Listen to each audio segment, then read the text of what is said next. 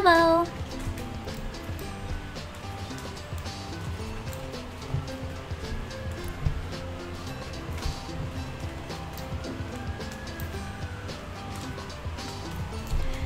Hi Muffins, hi Foxy, hi Alexis, hi Bailey, hi Jack, hi Villa, hi Rogener, hi Peace, hi Timestamp, hi Jean, hi Dylan,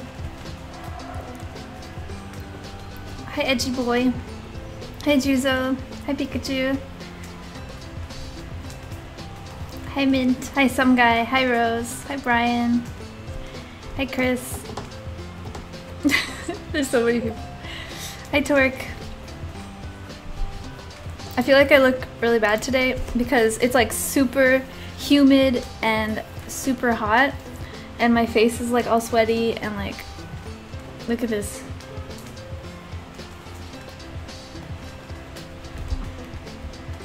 Can we just like adjust the lighting so it's not so shiny?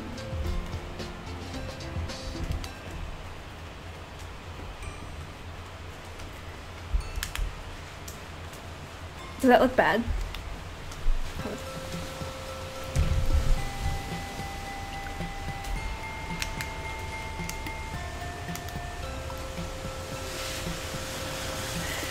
But yeah, I feel like it's just like so humid. It's like more sticky than hot. Like my hair is sticking to my face and stuff. It's pretty unpleasant, you could say.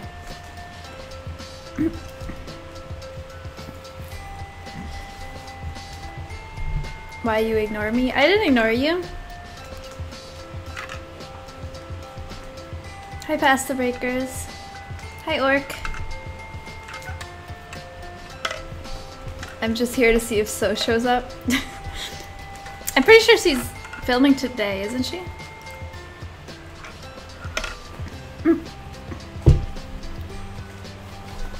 Hello Andrew. I got this food, but like I wasn't prepared. Before I start, I'm probably gonna eat a little bit because I wanted to just go ahead and start streaming, but I got this. It's called Gemari. It's a Korean thing, I think, and they didn't give me dip with it, so I'm just using sriracha and plum sauce because this is like the one packet of sweet and sour sauce that I had in the fridge. So like, it's a roll of like noodles or something with like carrots in it, and then there's a seaweed around it, and then like a deep fried batter. It's pretty good.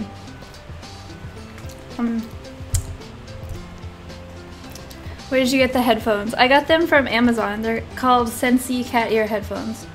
Sensi with a C. Yeah, C.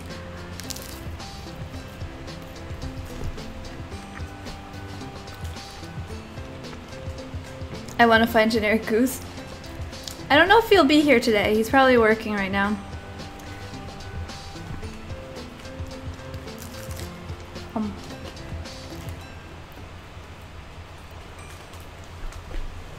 Florida is always sticky. Oh man. Let's see what the humidity is here right now. It is... It's only 71% or 77% right now. So not as bad as 100%, but it's pretty unpleasant.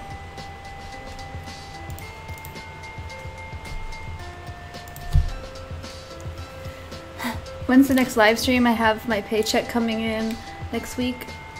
Next live stream should be next Wednesday, or sometimes I stream on Thursday, but usually it's Wednesday. Those headphones are expensive because I can barely afford $25 headphones. Yeah. Surprisingly, they've lasted me like pretty long. Usually when I spend money on headphones, they like break really fast, even if they're expensive ones. Or I have really bad luck with headphones for some reason.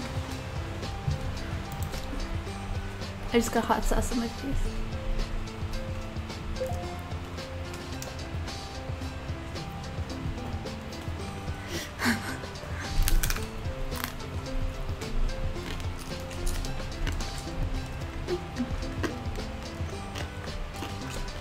I just wanted to like eat a little bit before I start. I'm hungry.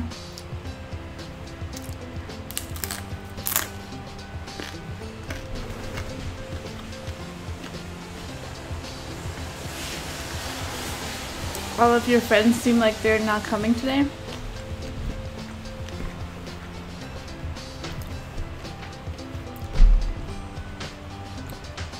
Hey, how's it going, guys? Aaliyah here, and today we'll be discovering the future of Fortnite. Ah, there's a fly in here. Go! I have my door open because it's slightly cooler outside, but it's letting in all the flies because it's raining and the flies want to escape the rain.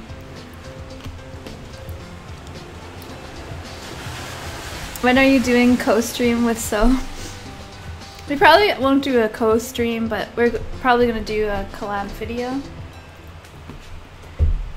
Cause we're gonna use like editing magic of some sort.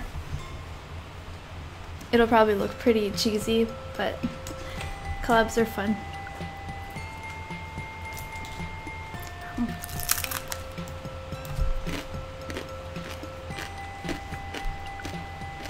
I always have bad luck on headphones because after 5 days of use, one side doesn't work and the other one does. Yeah, that happens to me a lot. My suggestion is only buy headphones that have a replaceable cord, so you can actually just keep buying a new cord whenever it screws up. That's what I've done. I've bought a new cord for my headphones like 3 times.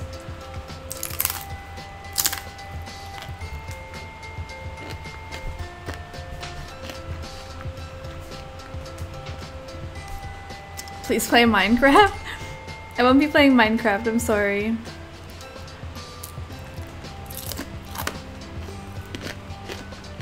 I can't survive down here without an AC. I wish I had an AC. Oh, hey Kitty Cult. I haven't seen you in a while. Welcome. Happy Cat Day. Did you come here because we have cats in the title?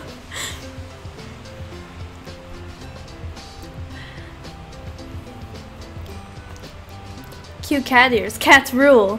Thank you. And I agree. Maybe. There's no way that food will get you through a stream. What do you mean?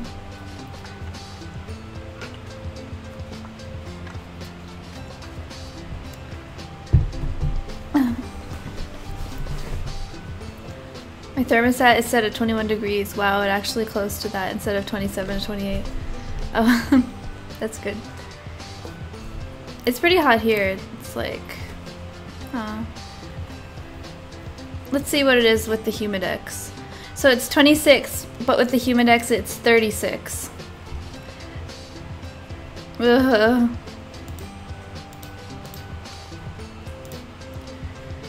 Honestly, I'm wearing too much clothes right now. But I really wanted to continue playing this game. Like, I was super excited to stream all week because I wanted to play this game. I really like it. I'm on chapter 2, I believe. And there's 6 chapters, I think. Or maybe on chapter 3. No, chapter 3, I think. Yeah. Oh, it's so hot. Okay.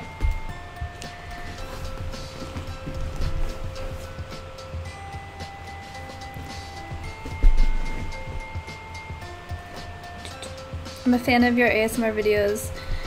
If you see this, say hi, Tiki Toby. Hi, Tiki Toby. Swim teacher ASMR? No. I'm here from So's chat. Oh, welcome. Any pet less than 20 pounds is a cat, and cats are pointless. Do you like country music? Do you want kids? Do you only speak and understand English? No, for the most part. I don't like country music, but some of them I do. Like, it just depends on if it's like really catchy or something. And no, I don't want kids, and yes, I only understand English.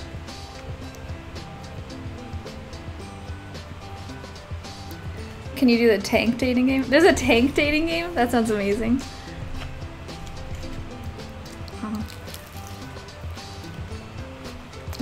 Neko Paro? Because first of all, it's lewd, and second of all, it seems kind of boring. Hi, Lord McAwesome. Wow.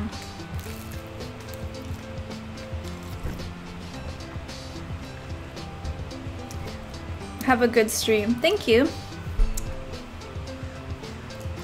Pigeon dating game? No, this is a cat dating game.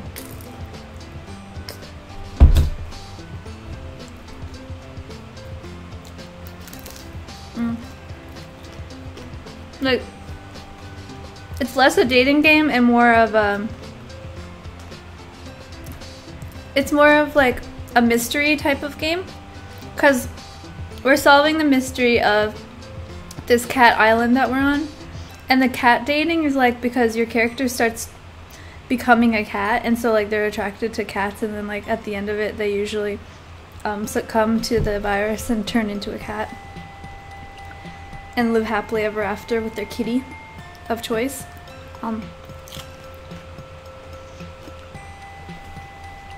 This is not anything near Necopara. Anyway. Yeah, this is actually more of a visual novel too. So like, I'll explain what we did last time if you guys weren't here. Okay, so you have a choice of 6 different scientists. So you choose one, give it a name or whatever, and then you go to the island and you're doing research with this scientist guy on an island full of cats. And when you get there, like, you're studying the cats and you meet all the different kitties, like the main characters. They don't talk. And then when you go to sleep at night, a cat comes and steals one of the devices that you use for your experiments, and you have to chase it into the woods, and then when you finally catch up to them, they like scratch you and then you pass out, and then when you wake up, the cats are like talking to you, and it turns out that if you're scratched or bitten by any feral cat, you catch this virus that makes you slowly turn into a cat. So the point of the game is to like continue your research and try to find a cure to this. And one scientist's lifetime isn't enough because the cat virus goes too fast. So when the cat virus turns the scientist into a cat, you choose a new scientist and you continue their research until you can finally find a cure, basically. So what we know so far is that the cats on the island are maybe used to be humans, maybe not, I'm not sure about that. And the professor is like in cahoots with some shady shit, and they're like testing on the cats in the lab. They're doing like kind of cruel experiments where they put cream on them, and like it makes them have like breakouts and rashes, and like sometimes it makes their fur overgrow, and they're just like doing experiments and we don't really know what they're trying to achieve with it. So yeah, that's the gist of it. So far, it's very much a mystery. So let's continue where we left off. I'm just gonna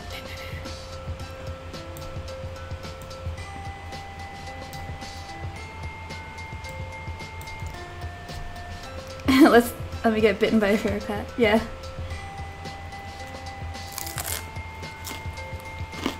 This is the origin story of Catwoman. Are you gonna cut your red hair off at any point?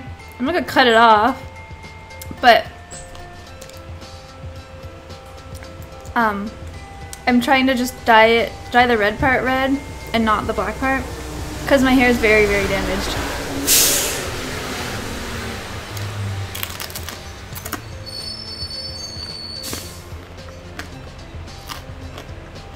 I'm not in cahoots with anyone.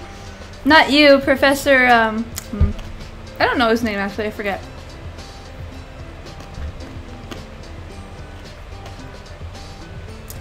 Yeah, so this game is about research.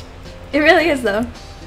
And like on the side you're dating your cat of choice, because you just like, you're succumbing to the cat virus and you're like, oh, cats are attractive. Yes, that's a bus. I have the door open because it's hot in here. Okay, so far 2 of my scientists, the ones that are grayed out there, they have been turned into cats. So let's go with this guy. I'm just choosing random names now because it doesn't really matter. They're disposable. This is some furry shit. It is quite literally furry, but not in the way that you think.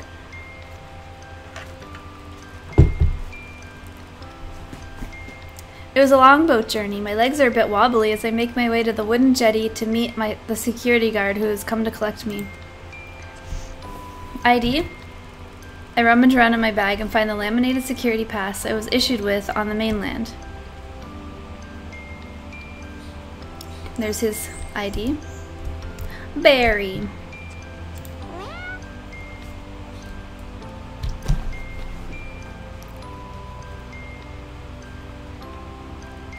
Come on then, follow me. I have to walk at quite a pace to keep up with him. He's not the social type, so we trek along in silence until we're in the camp outside a large tent. He's waiting for you in there. Professor Popper! Glad to have you on board, Barry. Shall we just go through a few formalities and then call it a day so you can get some rest before you start work properly tomorrow? Sounds good to me, sir. So first, shall we have a little refreshment? A water, coffee, or something stronger, perhaps? Tea lover. Last time I chose, I don't know if these actually make a difference, but I chose whiskey and water so far, so I'll ask for tea. I'm a tea lover. Is that on the menu by any chance? Ah, I just knew you were going to say that. Some people are very easy to predict. It's important for a scientist to be open to new ideas and try new things. He's looking at me as if he expects a response. Okay, sir, I'll do my best. But I have no idea what we're talking about. We spend the next hour going through my kit, all typical stuff apart from my super gadget. It's called a catalog, and it does all sorts of swanky things, even plays music. I meet some of the local cats and learn how to scan with them with it, which was fun. Finally, I'm shown to my tent to settle in for the night. Maybe I should close the door. It's kind of noisy, isn't it? I do this for you.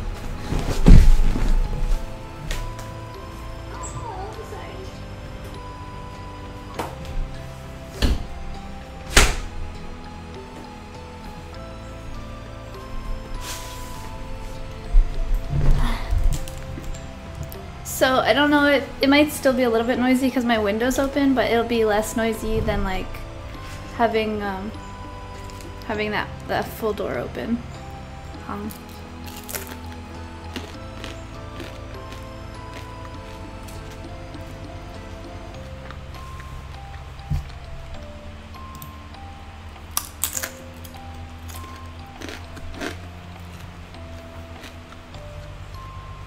Plot twist, Seafoam's puppeteer is behind all of this. The scientists are here to study that pussy. I'm wearing cat PJs with a grumpy cat shirt. That sounds fun. Hi Nora, sorry I didn't get the notification from YouTube. Hi. Welcome to the stream. We just started this this next scientist, so. Yum yum. Oh yeah, another thing that we learned last time was that there's this water source that has some sort of like properties that gives you like super strength and energy, and it only lasts like a short time, so it runs out really fast. And like, I don't really know the details of it yet, but I feel like someone's probably gonna get addicted to it. It seems like an addictive substance. Oh, Leonardo, thank you for $1.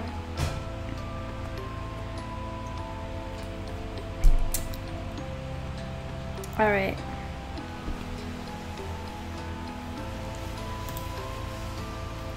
Okay. While I'm unpacking, I find something very interesting under my bed. It's the personal journal of the previous research assistant, the one before me. As I read, I begin to discover that there is a lot more going on here than I was told about. It's hard to believe this stuff is true. Maybe the last researcher was prone to flights of fancy.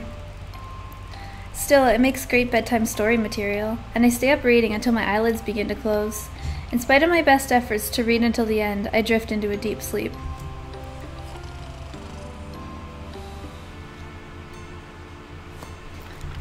I wake with a start. I can hear the rustling of paper coming from the tent flap. It's a cat with something in its mouth. It has the journal! Wait! But it has run off into the night. I'm chasing the cat at full speed into the forest. I must get that book back. It has everything I need to know in it. I start to feel woozy, and I realize too late that I've strayed into the danger zone. I'm going to be sick. I close my eyes tight, and I drop to my knees. Oh yeah, the danger zone in the cat island is harmful to humans, and it makes them lose energy and like pass out. And sometimes like get long-term ill effects.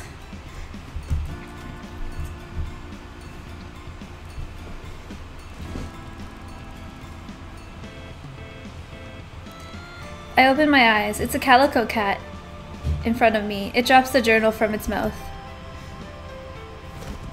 I pass out.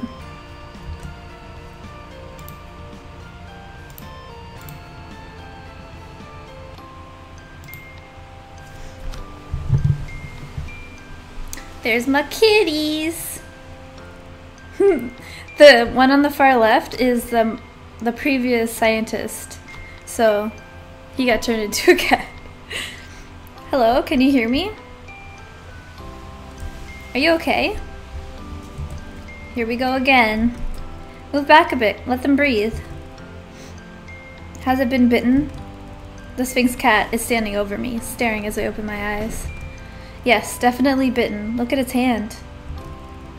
I bring my hand up to my face, and through my blurry vision, I can make out several deep scratches and puncture marks. The cat watched me intently. Is this real? I saw something in the journal about kidnapping. Catnapping! Nyahahaha! We're sorry, it was the only way. My head has begun to clear, and I realize that if I can talk to these cats, not only is it all true, but it's already too late. I have the sickness. We need to have a talk, human. No, we don't. I know what's going on. I've got the sickness. That's why I can hear you. Well done, you really did read it. Most of it, yes. So I wasn't entirely wasting my time. Hang on, are you? You figure it out. It's not my problem anymore. The mysterious cat slinks off towards the forest area. Oh, don't worry about them. They're preoccupied elsewhere. So are you going to help us or not? Help the kitties. Well, of course I am. You need my help, and I need yours if I'm going to find an antidote. Spoken like a true champion. Well, let's hope it's the third time lucky. I thought the last one was pretty lucky, actually. That Sphinx one, she's the one that got with the professor of last time. Unfortunately, the last one didn't get very far with discovering what happened to her friends. They didn't make an antidote either. I think with their notes to build on, I'm going to crack this. Well, I promise to give it my best shot at least. Hurrah! Respect. Jolly good show. My catalog starts beeping. But right now I have to get to work.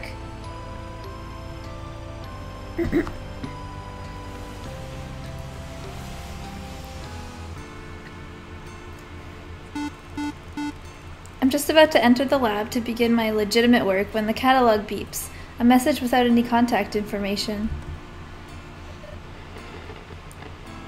What? I remember reading something about the messages in the journal, but I was so sleepy last night, I don't recall what it was. I decided to ignore the mystery messenger for now, or I'll be late for work. Did anyone catch that? I didn't really see what it said. I remember you saying your hair is damaged as fuck.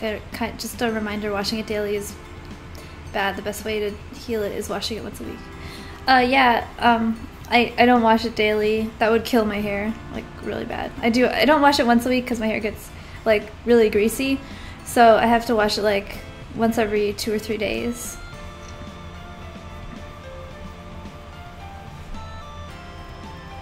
Will you make more ASMR? Please answer, I want to know. Nope, ASMR is cancelled. No more ASMR.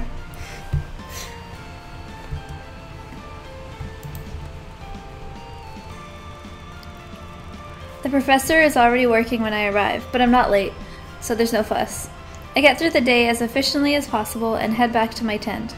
As soon as my work is done, I want to get to grips with finding out all I can as soon as possible.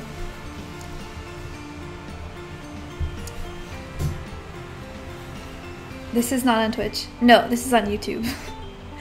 Alright, so we'll start off with some romance. Let's choose a kitty that we want to associate with. Trixie, Floofy Butt. Trixie! I've been wanting to talk to Trixie this whole time, so. I can hear a strange tapping sound, and it grinds my brain until I finally have to go investigate.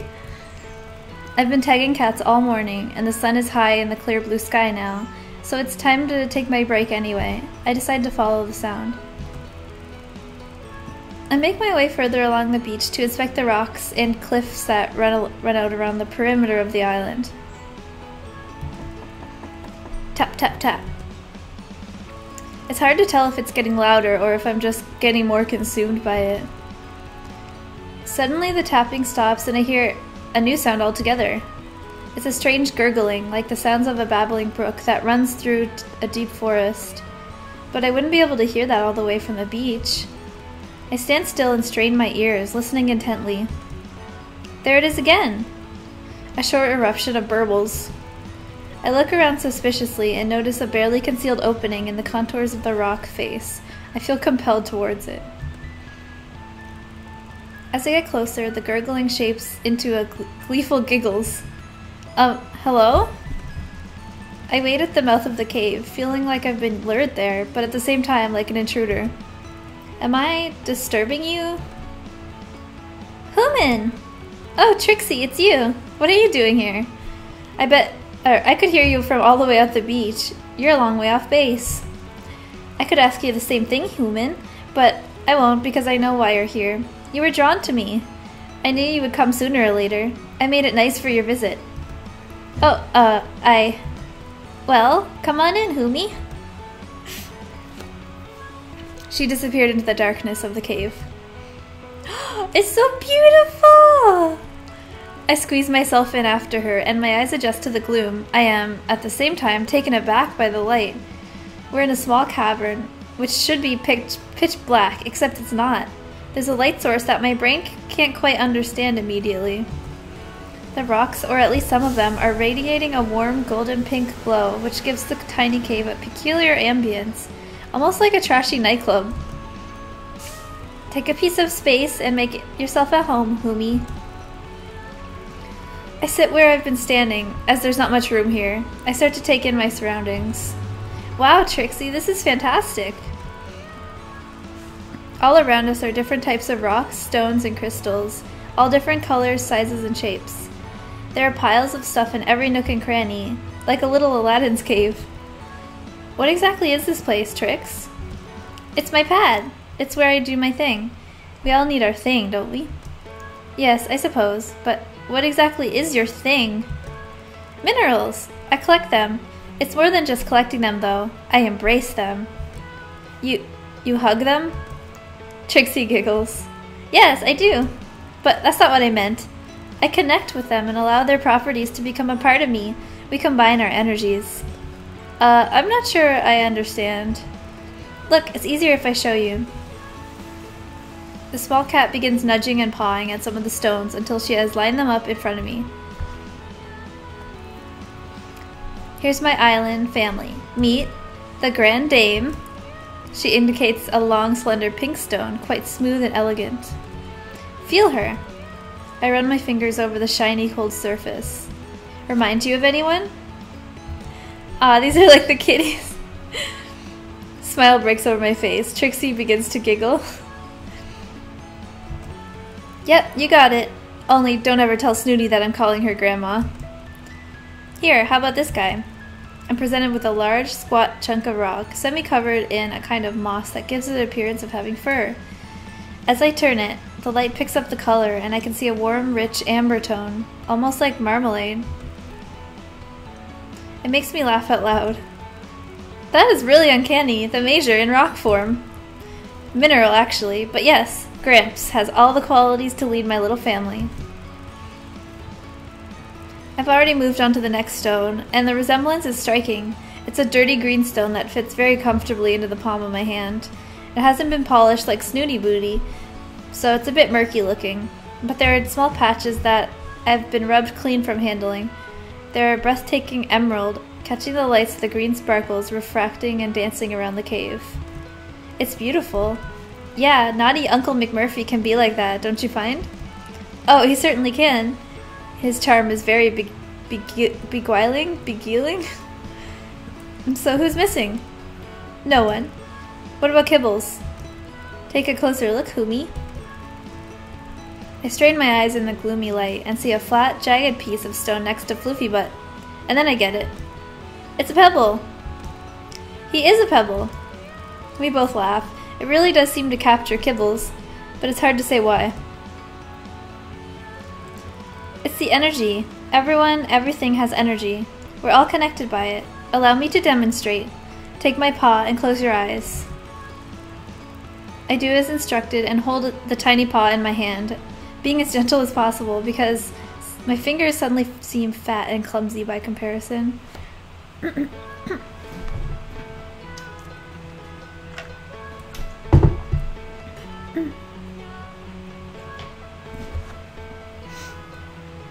You always skip over my messages. I just want to know my favorite YouTuber likes me as a sub. I'm sorry, I'll leave you. I don't skip over it on purpose. I can't read everybody's messages, especially when I'm playing a game right now.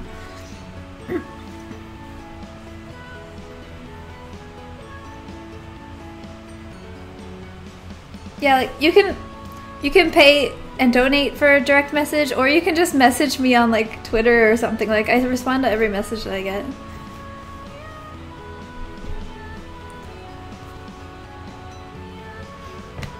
She killed off Ember, Small, and Dr. Fritter. It's all Miss Spoopy vids and new characters from now on. I'm studying for a test tomorrow. Just glad to be able to chill with y'all. Ah, I hope you do good on your test. Okay, let's continue. What do you feel? She's warm and fragile, and I almost feel like giggling. A bit tipsy, really. Okay, now keep your eyes closed and hold my other paw in your other hand. When I have both of her paws, the feeling is intensified. I begin giggling out loud despite myself, and I'm overcome with a delicious feeling of joy. Open your eyes.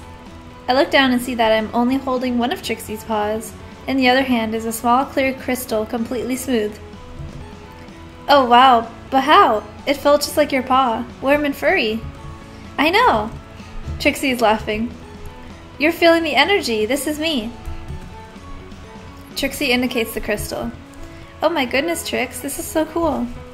Thank you for letting me meet you all. I notice her face change. She looks as though she's been hurt. Oh, Trixie, what is it? Are you okay? This isn't all of us. What? There's someone else in my island family, but we don't talk about her anymore. Oh? She was the coolest sister ever, but she's not with us anymore. Oh, Trix, did she pass away? No such luck. She's being kept alive. Trixie nudges a small black piece of stone towards me. I pick it up and look at it closely. There's thousands of specks of glitter running through it, giving an iridescence. It looks like the night sky. I close my eyes instinctively, and I'm immediately overwhelmed by the most intense sadness and despair. It feels as though all the pain in the world was captured into this little black gem. Gosh, Trixie, what on earth happened to her? I can't say. Not yet, anyway. She has taken the stone and hidden it before I realize it's gone, and suddenly her mood has changed completely again. We need to get you one too, Humi. You should be mineralized, don't you think? I would be honored, Miss Trixie. You're really quite open for a scientist. It's actually a requirement that, in order to be a good scientist, you remain open-minded. Let me read your tarot. I'm a bit thrown. That came out of nowhere. I don't know about that. Not as open-minded as you like to think, then. That's not fair. I just wasn't expecting it. Come on, then. Yes or no? I want to know everything. Okay, why not? I played Tarot once in uni. It was great fun. Oh, Humi. Tarot isn't a game. Wait, is it pronounced tarot? Tarot? Of course not. Go on, then. Tell me who I'm going to marry. Trixie let out a small snicker. I don't know why, but I'm starting to feel a bit nervous. The calico cat produces a pack of cards with an intricate pattern on the back. Wow, that's a cool... Wow, that's a cool deck. Where did you get it? McMurphy got it for me. He won't tell me where it's from. He finds the coolest things. Trixie places the pack of cards on the floor and begins waving her paws over it, and lets out a strange yowling sound. Finally, she stops and fans the cards out in front of me. Okay, your turn. Close your eyes and slowly run your hands over the cards until you feel drawn to one. Touch it lightly. Repeat until you've chosen 3 cards. I self-consciously do as I'm told and reveal that I'm not expected to make any yowling noises too. I touch 3 cards, and when I open my eyes, Trixie is holding them in her paw, looking thoughtful. Very interesting. Your past is the Fool. The Lovers is your present position. How scandalous. And you have Justice in your future, but you will be handing it out or will you be handing it out or receiving it? Very interesting. Is that good interesting or bad interesting? There's no such thing as good and bad, really. It's all just information to help you if you choose to listen to it. Okay, I'm all ears. Are you going to tell me that I'm a bit of a fool who falls in love and gets my just desserts?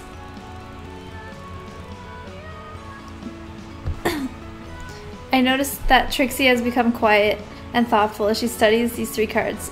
It feels like an age before she speaks. The position of the card represents your past, everything that has led you to your current situation. The Fool is about innocence and spontaneity. It's your first card in the major arcana and signifies beginnings. The Fool portends important decisions ahead which may not be easy to make and involve an element of risk for you. It is a powerful card not to be underestimated. The next position is your current situation. The Lovers can be a misleading card because it suggests being all about romance, but actually it's far more about making difficult choices.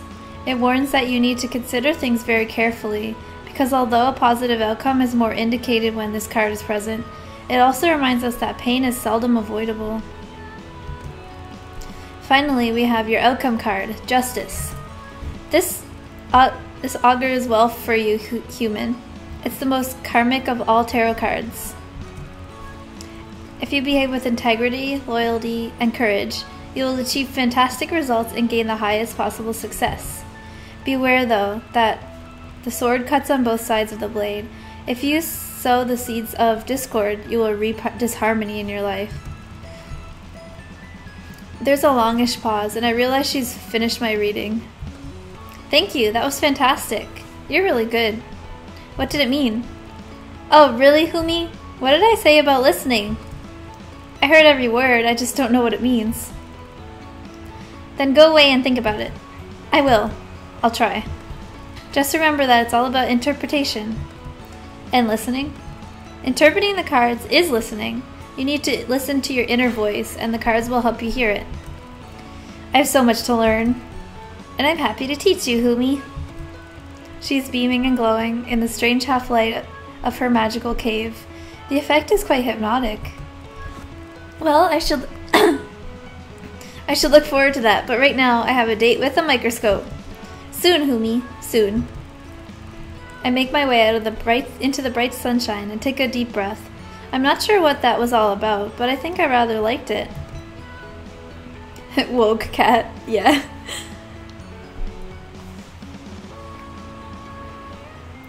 Andre, hi Seafoam. Hi. Cursed Clown, what happened to the games I gave you? I still have them. They're on my Steam.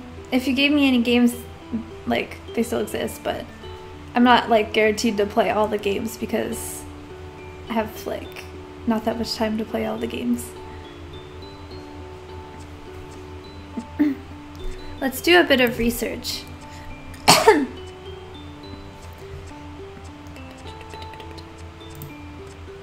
professor has assigned me work in a special subject. I wonder what he means by that.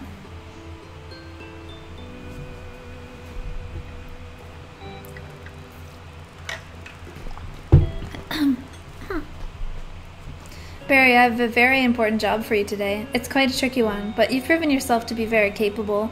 I'm certain you can handle it. Follow me. I have a little lady I'd like you to meet. The professor leads me to the research lab in the forest, but instead of going in, he takes me to an area around the back. This is our brave little nugget, Ravenpaw. She has to be isolated over there. Don't you, Missy? That's the sister that Trixie was talking about. It was a black stone that was representing her, and she said it was her best, she was like the best sister ever or something. And it's a female cat. And isolated, or being kept alive, she said.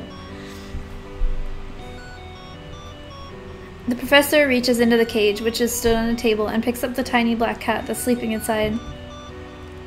Aw, such a good girl, aren't you? We keep her here away from the others because the poor thing is very unwell. Can you see this nasty rash? Professor Popper holds out one of the cat's paws for me to inspect. It's red and swollen. Ravenpaw looks at me with her big watery eyes, one blue, one brown. They're probably watering because of the medications she's on, but it makes her look as if she's pleading with me. She doesn't seem to be able to eat without assistance, poor thing. We've been treating her as best as we can, but I'm not sure if she'll make it. Perhaps not even to the end of the week. The professor lets out a sad sigh. I have my fingers crossed, though. We don't give up on any of these cats, do we, Ravenpaw? No, we don't. We're going to try and get you all better. She's such a pretty cat. Her eyes are enchanting, aren't they? She's a very pretty cat indeed, and she knows it too. You can tell. You know what a pretty thing you are, don't you? I reach out to stroke Ravenpaw, but she struggles away from my hand. She's getting cranky. I think we've kept Grumpy Pants here awake for long enough. He puts her gently back into the cage and locks it shut. Ravenpaw seems to fall asleep instantly. I hope I didn't distress her. Of course not, Barry.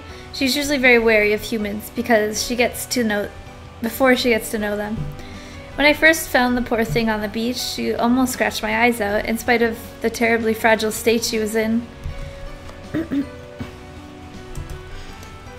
Such a little trooper. She was half dead at first.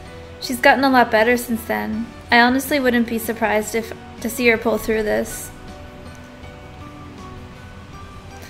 This is creepy as fuck. What have I missed?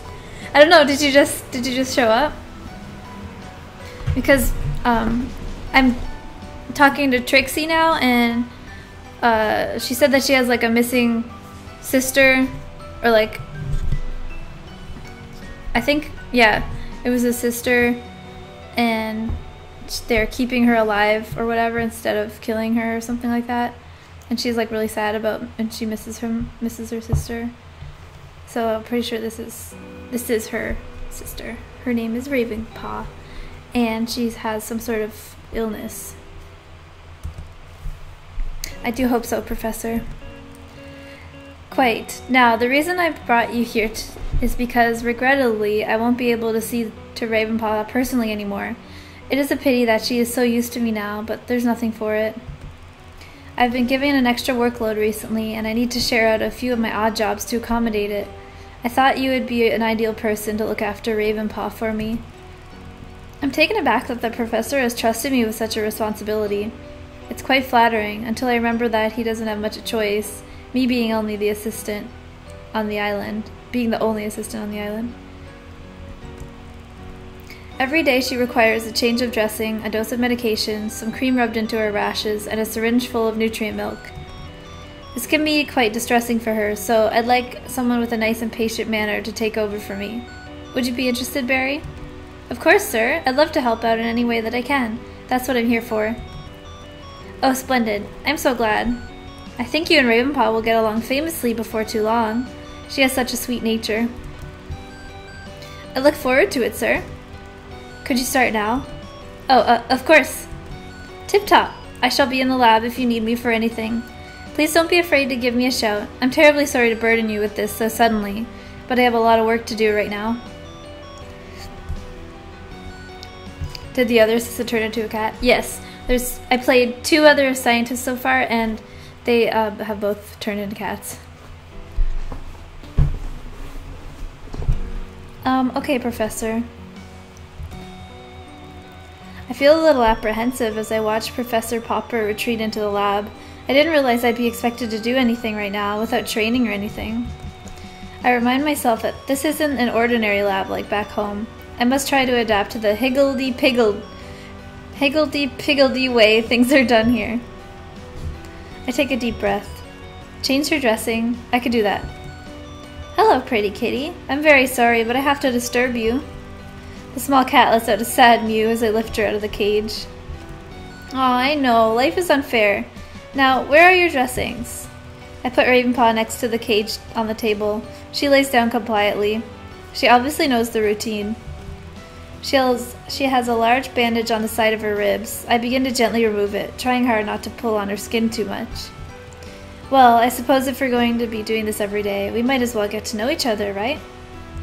So, hello, my name is Barry. I'm quite new here. I know your name already, Ravenpaw. Nice name. I bet the professor named you. He certainly knows how to pick them, doesn't he? The cat tenses as I remove the last of the plaster and reveal a scar on the patch of bare skin, where the professor has shaved her for surgery. Oh dear, that scar looks very tender. I should clean it. Is that right, Ravenpaw? Let me look. There are some drawers under the table, and I quickly find some antiseptic gel and cotton pads. Now, Ravenpaw, I'm going to level with you. This is going to sting a bit, but please don't take it out on me. I'm doing this for your own good, okay? Trust me, you do not want that scar to become infected. That would be disastrous. The cat stays perfectly still while I wipe at her scar. She doesn't even make a sound. I have to say, I'm impressed and a little disquieted. Wow, you are a brave girl, aren't you? Well done. Well, when I was a child, I cut my arm on some thorns and I had to have antiseptic put on it. As I remember, I screamed the house down. I carefully put on a clean bandage, trying hard not to stick it to her fur. I suppose the medication comes next, doesn't it? What do we have here? I look through the drawers and find a box of pre-filled syringes labeled catatonic. Oh, I presumed that you'd be taking tablets, but of course the professor said you had trouble with solids, don't you? Poor thing. Okay, same as last time. Don't shoot the injector. I hold the skin on the back of Ravenpaw's neck tight and I go to inject it quickly to get it over with, but the syringe is stiff and it takes longer than I'd expected. Again, the little cat makes no response, doesn't move a muscle, almost as if she can't feel it. Good girl! Gosh, you were so tough. You know, I bet you and McMurphy would get on like a house on fire. Ravenpaw's ears prick up as if she's heard a rattlesnake. McMurphy is one of the coolest people. I mean, he was always wary at first, but he has that Irish charm that's so hard to resist. The tiny cat head spins to look up at me. How do you know he's Irish? My heart lurches into my throat. Have you got it? You have, haven't you? You're sick. You've got the sickness. I have a million questions running through my head, but I'm unable to speak. Listen to me, human. You must help me. I suddenly jolt to my senses. I'm trying to help you, Ravenpaw. Please, don't use that cream on me. It burns. It has given me those red patches. I know it hurts, but I have to rub it into your wounds. Those red patches will get dry and itchy and even infected otherwise. No, please, I beg you, human. That stuff doesn't help. It doesn't. It hurts. I know it feels that way, but it's helping you, I promise. The professor has been caring for you so thoroughly since he found you. I'd get the sack of your treatment went downhill now. That man has only ever hurt me. I'm taken aback. The professor cares for you very much, it only wants you to get better. The cat turns to face away. She's given up hope. It pulls at my heartstrings and I pause for a moment. I have to stop. I don't want her to die, but like, I feel like what they're doing at the lab is sketchy and questionable. And we already know that the cream has caused rashes on other cats.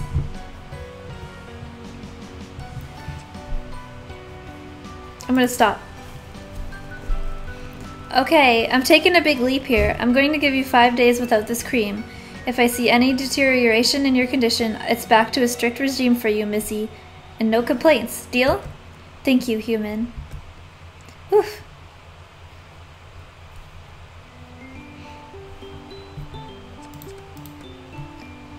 Okay. Let's do a recon.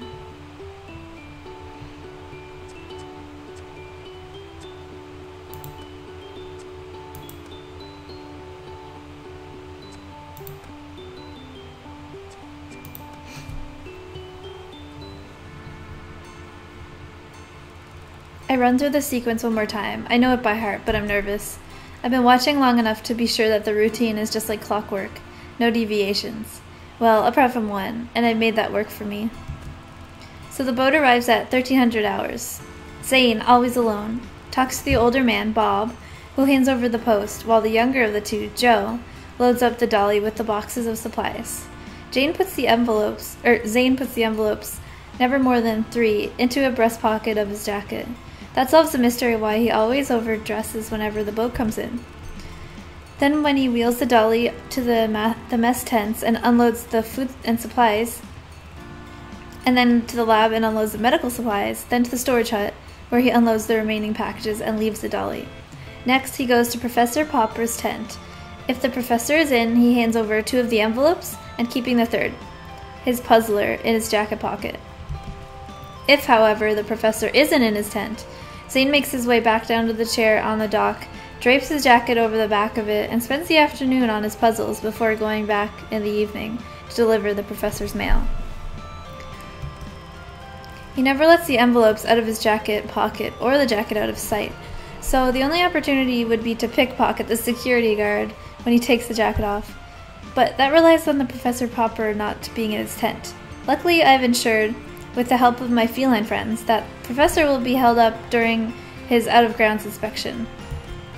Usually, Popper just meanders around the inner perimeter of the base camp area and checks that all is well.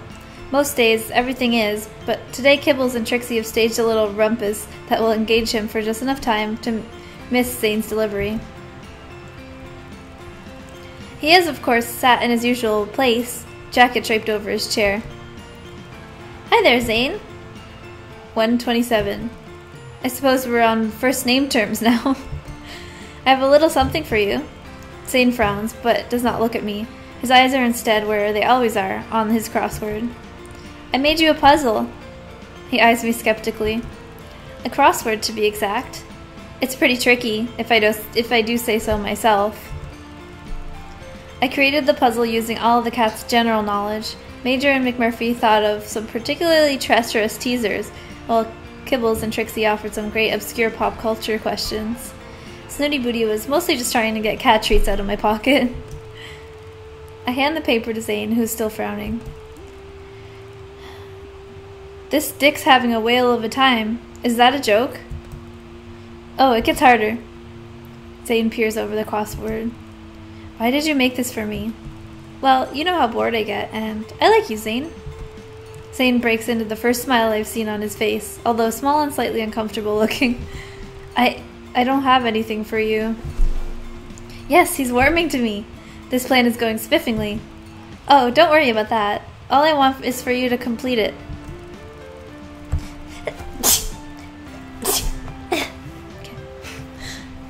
I make my hands into a heart shape while Zane is distracted. I feel stupid, but McMurphy insisted that would be my signal for him to strike.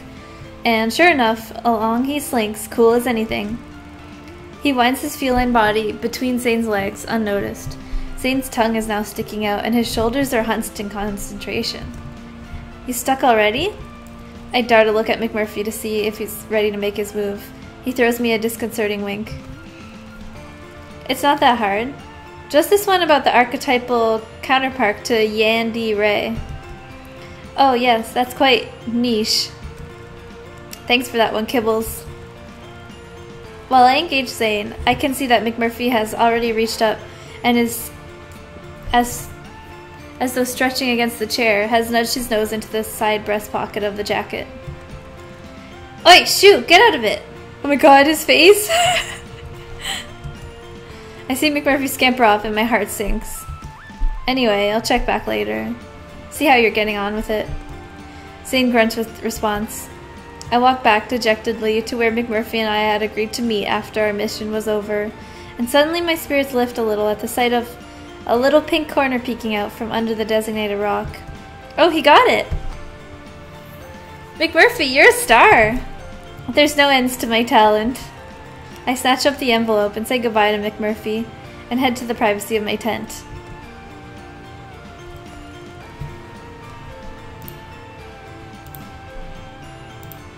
I examine the trophy while the kettle boils. I'm touched by the pretty pink envelope and delicate fragrance and feel suddenly embarrassed. Am I prying into the professor's love life? What has gotten into me, getting notions of secret goings-on and subterfuge? I'm about to put the letter back when I am overwhelmed by curiosity. I wonder who the professor's secret love could be. What are they like? Woman? Man? Other? Before I can contain myself, I have steamed open the flap and I'm peeking inside. It's not what I expect, and my previous suspicions come flooding back. This paper is in stark contrast to the pretty pink wrapping.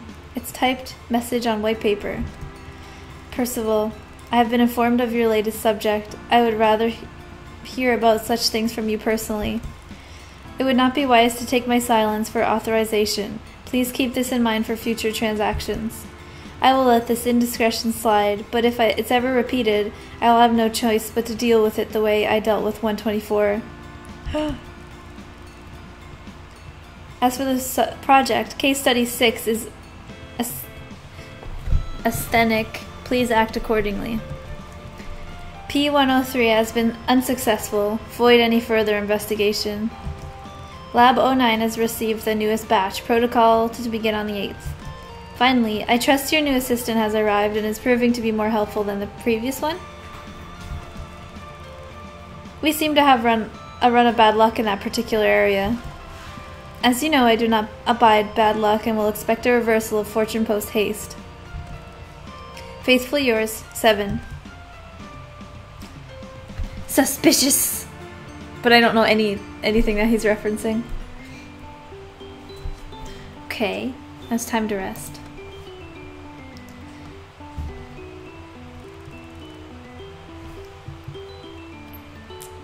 I actually made it. Welcome, Christopher.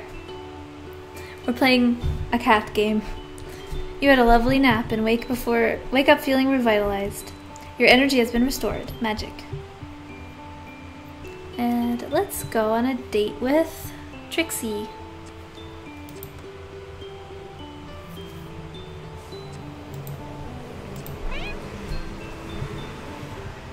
Stopping by to smash your like button. Stay awesome, Fomi-chan. Cheers. Thank you for stopping by. How many subscribers until Seafoam does the face reveal? It's at 1K, I'll do face reveal. I mean, 100K. Come on, Humi. At this rate, you'll have to get back before we even get there. I'm not built like you, Trix. Not yet, anyway. You need to cut me some slack. These cliffs are hard going. I'm taking an extra long lunch break today to scavenging with Trixie. I haven't realized the only member of the family not to be represented in rock form. She's become obsessed with finding my crystallized doppelganger. I'm both flattered and unnerved at becoming a member of the cat family. I try not to overthink it. Can we take 5 so I can catch my breath, please? It's okay, we're here. It's just over this edge. Look. Ooh. As I catch up to Trixie, I instantly see what she's referring to. As soon as my head gets above the cliff we're climbing, I'm confronted with the kind of rock basin. It's almost volcanic looking, and as though something huge once fell there and left an almighty indentation. Oh, my food's cold. Ow. Nom, nom.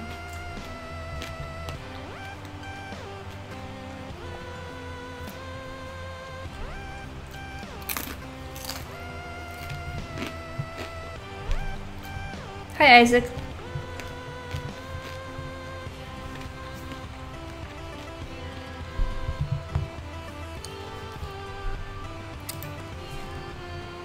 What you munching? I have it's like gyoza but Korean. It's like what is it called? Moo something? I don't know. And then I have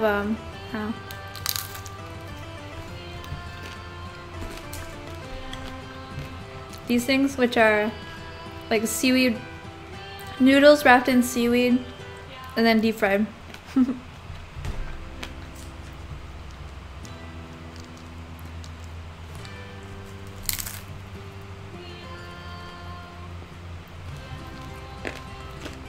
Why is your room so empty?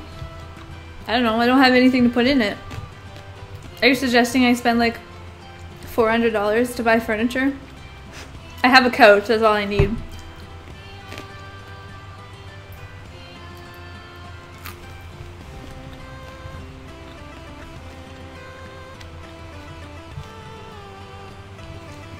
Is this like the pigeon dating sim? Not exactly, but kind of like a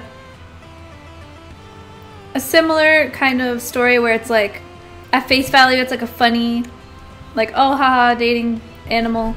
But then there's like a pretty like detailed backstory behind it, and you kind of unravel a mystery. So they're similar in that way. But this game is like upfront with the mystery. Like, you're not dating the cats for the sake of dating cats. Like, it tells you from the very beginning that you're like an assistant to the scientist. In Hatoful Boyfriend, it's more like you're just in the school with like the birds and like dating them, and you only find out the more details after you've dated each bird. So this one definitely does it in a way that's more accessible to the general like audience. Jump down, it's perfectly safe. The nimble little cat has made it down on the plateau in a couple of swift leaps and is looking up as though encouraging a child from into a swimming pool. It's easy, just spring up and glide down. For you, maybe. I'm a lot less cat than you might think. As I stumble around, I find it surprisingly easy to find my footing. And my legs feel springier somehow, taking me higher than I expected when I jump. The landing feels soft and sure-footed. Maybe of all the island exercise is making me fitter.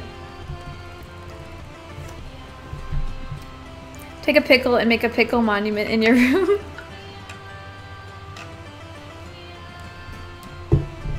How are you doing? I'm doing good, Antonio. How are you? Bravo! Maybe you're a lot less human than you might think. When I have stopped feeling pleased with myself, I take in my surroundings. I have to catch my breath. I feel as though I'm standing in a prehistoric time warp. Where are we? What is this? Haha, close your mouth, Humi. The Lucilites will get in. The what? Never mind. Just get some of this and ditch dodge for the high road. Ha, some of these rest and use tricks. You do make me laugh. Were you born on this island? She's clawing at the rock like it's a scratch post. My parents brought me here in 1967. Really? Wow, do you remember? No, the last one told me. You mean the person who worked here before me? How did... But I'm silenced by her abrupt interruption. Thanks for all the help. I realize that I've done nothing and jumped up to see what I could do, but Trix seems to have what she came for. Take this. It's a shard of black and silver. Hold it in your hands and feel the character. Try to blend with it. I do as I'm told, but the only thing I feel is foolish. I'm not sure. Perhaps I'm not very rock-like? Mineral! Sorry. Okay, leave it. We'll try again elsewhere. But to be honest, Human, I'm quite running low on ideas for you. I feel guilty and I'm difficult to place, and I wonder if I should try to make it better. Bluff through it. No, let's not quit so easily. Trix flashes me a look. I put quite a bit of effort in, actually, Humi. I know. You've been amazing. I really meant myself. I've been a bit of a passenger with this so far, and I think it's time I made more of a commitment to it. Trixie looks much brighter. Really? That's so sweet of you. Absolutely. You sit down and take a break. I've got this. Trixie nuzzles down into a patch of wildflowers and watches me intently. I have absolutely no idea what I'm meant to be doing, So I start improvising, all the while watching her little cat face for clues is how I'm doing. I crouch low to the ground and hold my arms out, open paws face down. I'm imagining they're flat, fleshy metal detectors. I hover them about an inch above the ground and make large sweeping arcs. It seems to be going okay, and I'm rather pleased with myself. Trixie is smiling and nodding in encouragement, clearly convinced by my little charade. Then I make the mistake of closing my eyes, because I think it will look more authentic. Now I can't see what Trixie's doing, if she's even looking at me. I decide to wrap this up. Oh. I've stopped mid-flow, as if I can feel something. What gives, Humi? You found something? Her voice is very close, so I can't risk opening my eyes now. Instead, I lower my hand and feel about for something, anything. I believe I have. My hand is settled on a small stone of some kind, which I grasp in my fist. Yes, definitely, this is me. Let's see it then. I open my eyes and my fist, and I'm disappointed to see a very ordinary piece of rock, indistinguishable from all the others around the basin. I cringe, but I'm committed to it now. That's interesting, not at all what I was expecting. So you're sure this one is you? Hang on a minute. I try it and look serious and focused, the way Trix does when she's doing this stuff. Yes, I'm definitely getting something. There's a sensation. Something's changing. That'd be the size of your nose, Humi. Huh? How stupid do you think I am? What? I don't... You can stop the charade now. But I am feeling... Nothing, Humi. I put that bit of rock under your hand for you to pick up. I knew you were faking. I can feel my face burn red. I'm mortified. Trixie, I'm so sorry. I didn't mean to. I know what you were doing. It was sweet, in a way. But you don't need to pretend with me. This is very real for me, and it doesn't matter if anyone else gets it or not. I get it. I feel so shallow. Yeah, I guess you would. Hey ho. With a derisive snort, she's bounded off, leaving me to find my own way back to camp. Oof. Bad choice. I just wanted to make her happy.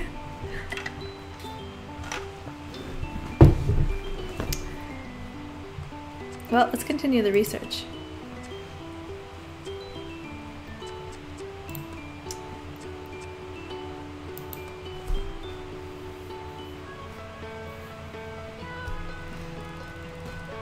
It's too early. The world isn't meant to be seen before 7 o'clock.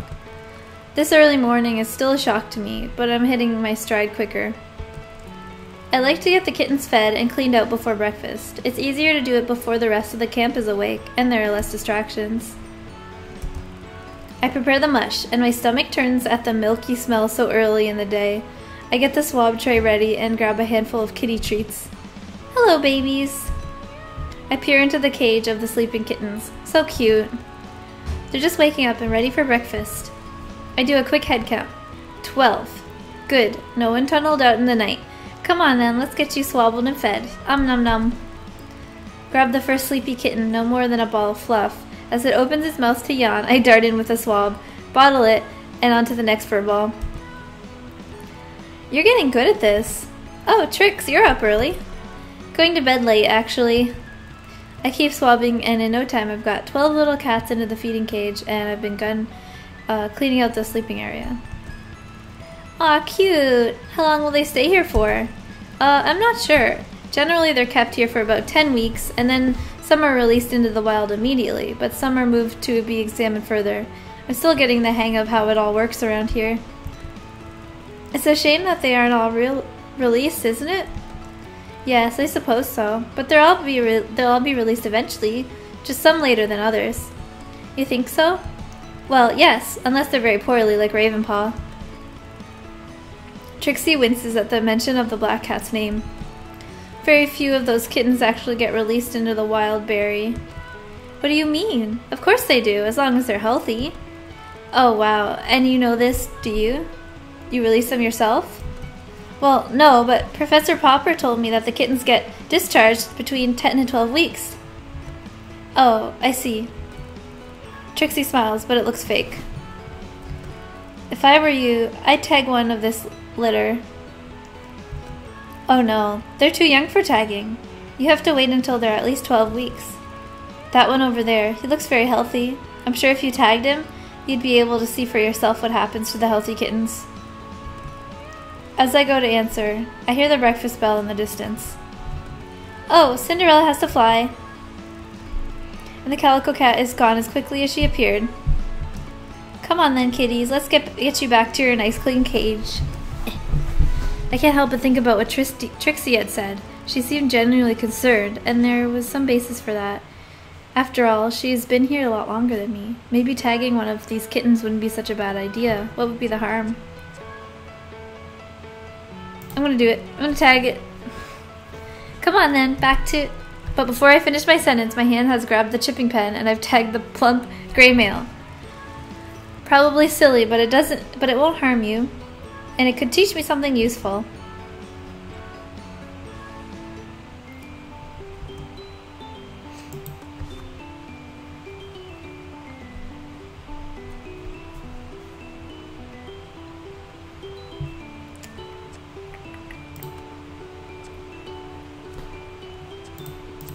See what Trixie's up to.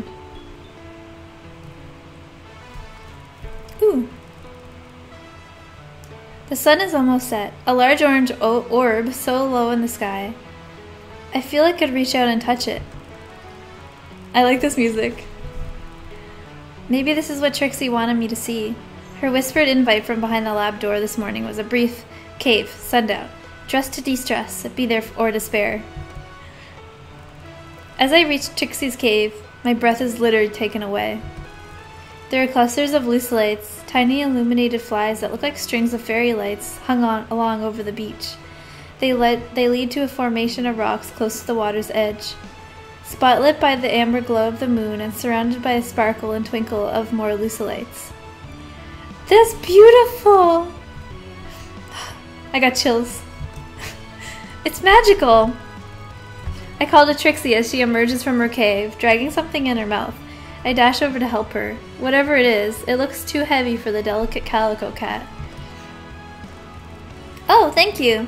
I'm almost done. Could you take it over to the seats? She's indicating to the rock formation I was just admiring. And now I see it from this angle. It really does look like a seating area. In fact, the whole area looks like a stage, beautifully lit and set. When I put the cloth bundle where she wants it and untie it for her, I discover a small collection of objects that Trixie immediately sets about organizing. She's so deft and determined. I can't help but see the human in her. Can I do anything? This looks fabulous, Trix. How did you manage to stage the lucilites? She laughs. Easy when you know how. They just love mana. Mana. Mana? The mana from the heaven flowers. Look!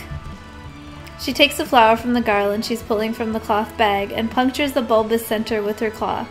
A few drops of clear, sticky liquid ooze out and instantly attracting a tiny swarm of sparkling flies.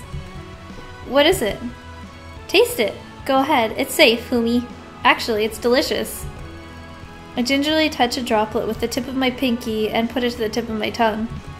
It's sweet and spicy, like cinnamon honey. She's right, it's delicious.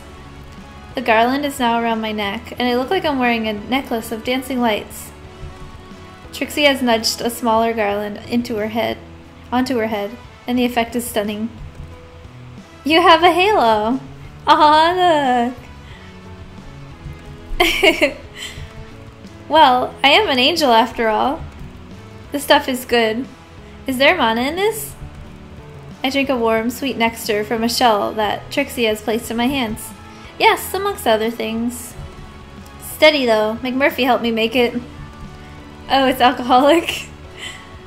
I thought I would detect the warmth of his Irish charm. Sliante Murph. As I drain the shell, I feel a bit lightheaded and I sit down on the rock seats. Well, hello chums, I didn't see you there. The whole of Trixie's mineral family are gathered on the other rocks. The gang's all here. This is a lovely treat, Trixie. Thank you. Oh, but the main event is only just beginning. Ahem. I would like to present for your pleasure and delectation, Mademoiselle Trixie Belle. I clap enthusiastically, but I have no idea what's going on. I'm having a ball anyway. And then it begins. Trixie has taken center stage, throws her head to the full moon, and lets out the most almighty sound. It's long and loud and weird, a strange concoction of meowing, hissing, and purring, all together in a cacophony of ear-piercing caterwauling. For a moment I'm confused, but it's like another part of me starts to take over, a part of me that understands this awful racket, and my ears rearrange what I'm hearing until it sounds like singing. Beautiful singing, sad and plaintive, and then rising to hopeful and rousing until I'm compelled to join in. I throw back my head and let out a sound I didn't know I could make. Come on, Humi, come up here. Trixie is inviting me to join her on the stage. I'm momentarily brought back to my senses, aware of who I am, and it jolts me. What the hell am I doing out here on a beach at night with a clouder of yelling cats? Part of me feels like I'm intruding. It's voyeuristic, and I feel uncomfortable. Join me! There's another part of me that wants to cut loose and allow myself to experience all of it. Follow feline instincts. I leap gracefully onto the platform next to Trixie. From here, the view is even more astonishing. Literally the most romantic thing I've ever seen. I know, right? It's beautiful. I leap gracefully into the platform next to Trixie. From here, the view is even more astonishing. There are cats swarming in from the rocks and undergrowth to join us. We're all harmonizing as though we are one entity, tails intertwine as lucilites dance around us. Trixie has begun a kind of dance, stretching and twisting her whole body. She looks elastic. I begin gyrating too, and it feels fantastic. Every muscle and sinew is malleable. I am in total control of my entire anatomy. Before I have time to take in what changed, I'm running at full pelt with Trixie following, and behind her a whole string of cats, all scampering in a serpentine line, with me at the head. I reeve around the rocks and up to the water's edge. Then, suddenly, it all changes again, and we're reaching up towards the moon. Cats standing on their front legs, stretching up and swaying, as though being blown in the warm breeze. The moon melting its amber glow over us, until, suddenly, I feel a wave of nausea wash over me. I break from the other revelers and crawl over on my hands and knees a little way up the beach, and feel less potent there. I lay down for a while and let the sounds of the yelling cats sing me to sleep.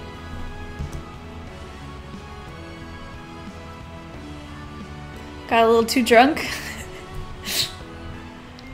Aw, that was so beautiful. I love it. That was the most romantic date.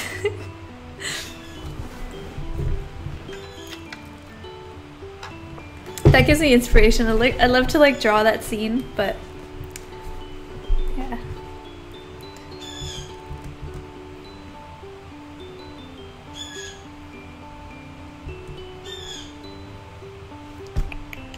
Let's do a recon.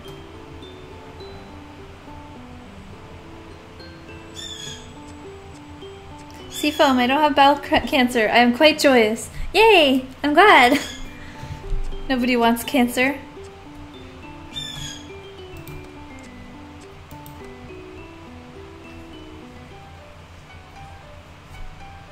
Okay, so let's investigate again. I've been asked to help with the loading and unloading of supplies today. It suits me because I've been itching for the chance of talking to the ferryman and his son.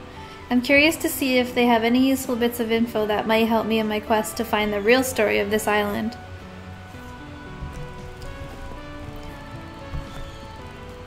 The boat only comes once a week and every other weekend. The weekend deliveries are all the good things, food, mail, treats, etc., and the moon is always lighthearted. The midweek trips, on the other hand, are strictly work-related and tend to be very early morning when we're all a bit grumpy, or late at night when we're overtired. Today, it's so early that the light has only just broken. Zane and I are waiting on the jetty. They're late. Really? It's only been 5 minutes. Bob's never late. It must be quite a long trip, though, to the mainland. You'd expect at least 5, maybe 10 minutes either way. Bob's never late. I remember that Zane isn't one for chit-chat, so I keep quiet and wait. Thankfully, it isn't long, and I can hear the sound of the boat's engine before I could see it, since this morning the morning mist hasn't been burned off by the sun yet. Zane straightens up, and suddenly they're here, emerging from the mist like a ghost ship. .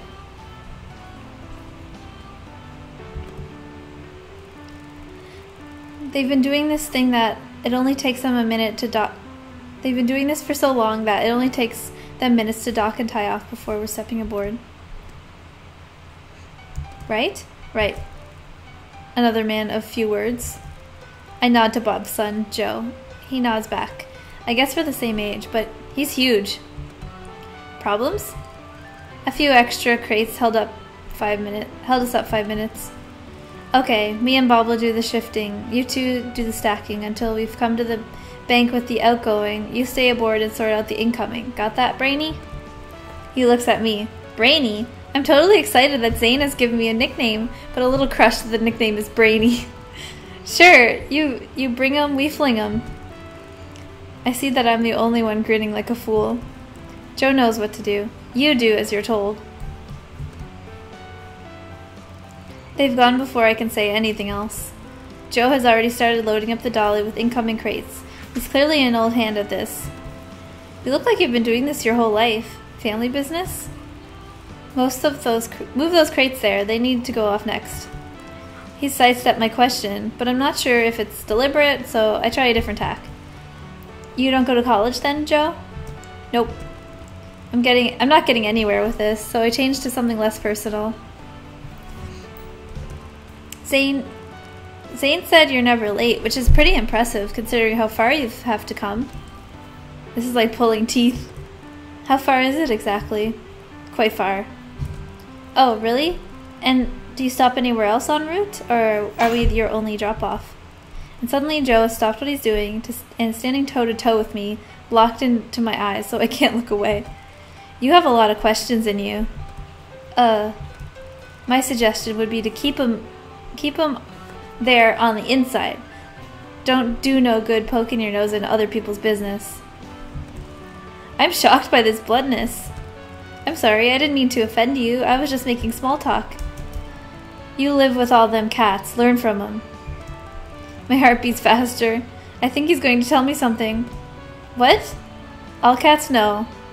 Curiosity kills them. He starts to laugh out loud. I just stand with my mouth open, not sure how to respond. What's the matter? Cat's got your tongue? And he laughs even harder. I'm feeling creeped out, and I'm really relieved to hear the two older men returning. Oh my god. Everything all right here? They have the crates to be loaded onto the boat. What's up with you, Brainy? You look a bit wobbly. Not got your sea legs yet? We were playing cat and mouse, Dad. Bob turns sharply on his son and shuts him with a look. You don't want to mind him. He don't mean no harm. Best take what he says with a pinch of salt. I see a look pass between him and Zane, and I get the feeling there's a lot more going on here than I understand. You need to get back now, Brainy. We can take it from here. I want to ask to stay, and be given another chance, but all three men are looking at me, and I just turn and slink away. Weird.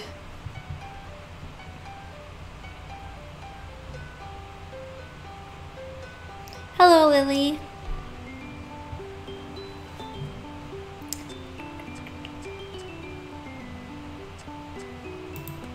Let's do another Trixie date.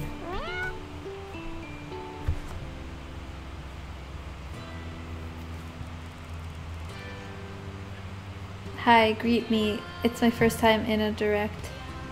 Hello, Irvin. I don't have long, Trix. It's a busy day in the lab today. Lots of deliveries. Trixie is pulling at the corners of the cloth she's laid on the ground. I know, you're a very important and humanly person, but I think you'll be pleased you gave up a bit of your time for this. She produced a small box wrapped in a pretty paper with a ribbon around it. Oh my gosh, where did you get this from? Did you wrap it yourself? There's no need to sound so surprised. I thought you knew by now I'm a very clever cat. Well, open it. Oh, I don't want to spoil it, but... I tear off the paper and bows and I toss them away. Trixie leaps on them, delightedly playing cat and mouse. Come on, Humi. Need help? No, it's mine. We tussle for the box playfully, and eventually I retrieve it and take off the lid. Oh wow, Trix, it's a... Quake stone! Oh, of course, it's lovely. Trixie starts to laugh. Oh, Humi, you're so funny. It's not lovely at all, but it is useful. She's right, it's not lovely. It's an ugly looking chunk of stone, about the size of a walnut. Pinkish gray, but mostly gray. Useful. Does it do something? Pick it up. I take the lump from the box and instantly feel a vibration in my hand. Whoa, that's a weird... What is that? The feeling is spreading up my arm and through my torso. Can you feel it? That's the quake. It's from the danger zone. What? You went to the danger zone? Well, no, not personally, but I know someone who has. Who and how? Quake stone. It alters your energy, transforms your frequency. It makes you in tune with the danger zone so you don't get zapped. Wait, are you saying that if I hold this, I could go into Elder Cat territory? That's right, Humi. That's my gift to you. Protection. I have 100 questions competing to be asked, but I know I have to get back to the lab. Trixie, you're an angel. Let's meet up another time to discuss where you got this and how to use it. Trixie, you are something else.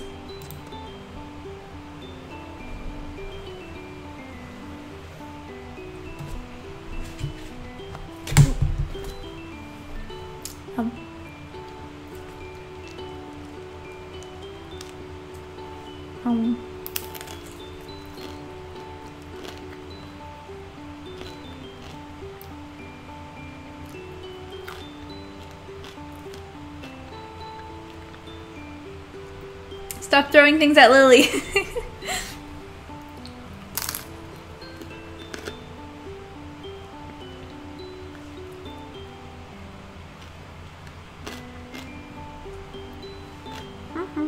I got sriracha everywhere.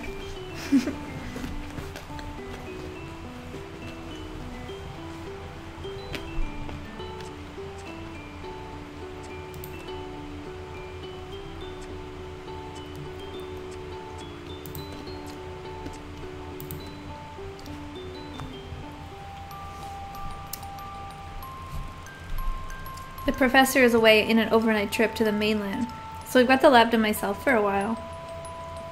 I've been running tests on the quake stone that Trixie gave me for hours now, and I'm no closer to understanding how it works. It emits a constant pulse, but I can't figure out where the energy needed to generate the vibration is coming from. Looking at it under the microscope, the structure seems like a gem and more organic. It looks like very smooth interlocking scales which move and shift very slowly. It's as if the rock breathes.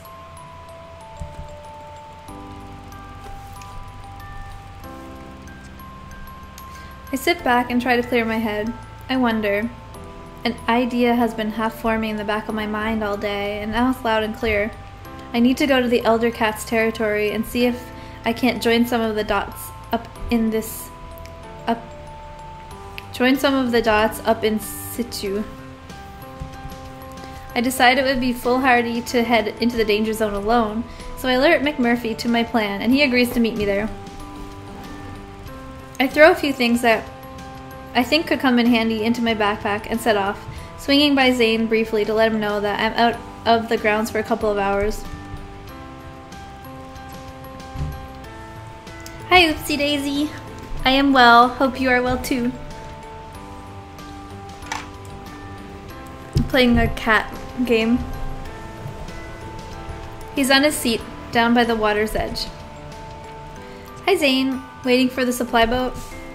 He doesn't bother to look up from his paper. No, that's not till tomorrow. To bring the professor back. Okay. Just what, catching some rays then, eh? He carries on looking at his paper and doesn't respond. Well, just wanted to tell you that I'm going on a field trip today.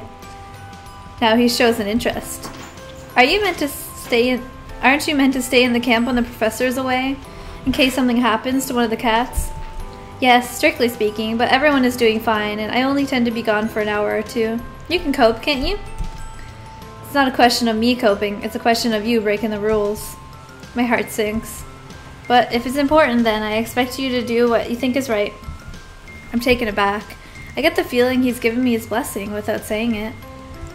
Thanks, Zane. Wise words. I turned to head back up the jetty path. But it might be a good idea to let me know where you're going, just in case. They're all fine, I promise you. My concern was for you. Oh, Zane, I'm touched. But I'll be fine too. Thank you for caring. Even so, I feel under pressure to tell him where I'm going, but I'm worried he'll stop me. I decide to come clean and hope for the best. Heading up the other end of the island. To the danger zone? Elder territory, yes. Be careful then. I will. And I get away before he can change his mind. I wonder why it was so easygoing about me sneaking off to the danger zone while the professor's away. Maybe Zane's not so bad after all. I haven't seen any sign of McMurphy. We said we'd meet on the border of the danger zone. I'm squeezing the quake stone in my hand and I can feel the vibration gently pulsing up my arm. Just as I'm about to venture forward alone, I hear a friendly whistle. Murph! Were you missing me, Kara? I was giving up on you, to be honest. Aw, that's not nice. You should never give up on a buddy. Well, I'm glad you're here.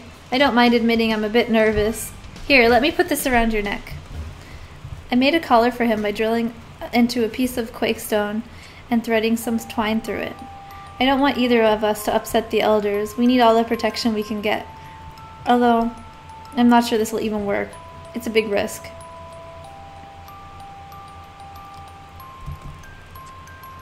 Come on then, stay close with me.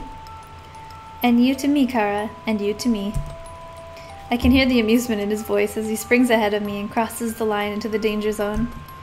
For a split second, I hesitate. I want to see if anything happens to McMurphy. If something does happen, I want to be able to get help. Not making me your cannon fodder, are you, Kara?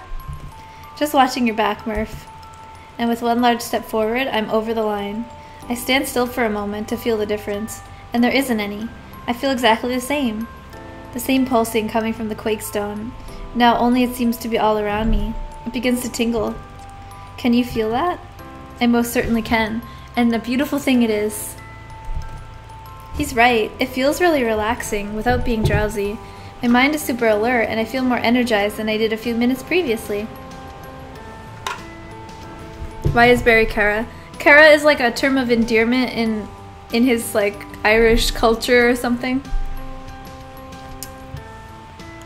So basically it's like a buddy or like something like that. And he says it to everyone. He's right. It feels really relaxing without being... Oh, I already read that. Okay. I'm getting really hot. Oh my god.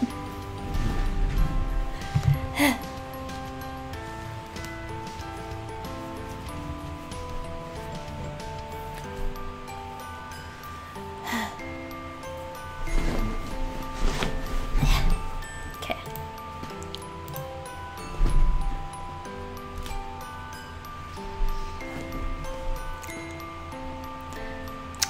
There are some elders over to the right. They must be able to see us, but they don't seem to be bothered by us being this close. As I take in my surroundings, I notice that there are large rocks that all appear to be made of quake stone. We skirt around the edge of the area, keeping as low profile as possible. I can't believe we're doing this. Oh, Kara, I wish I could show you your face. Why? Because you're grinning from ear to ear. You look like the Cheshire Cat.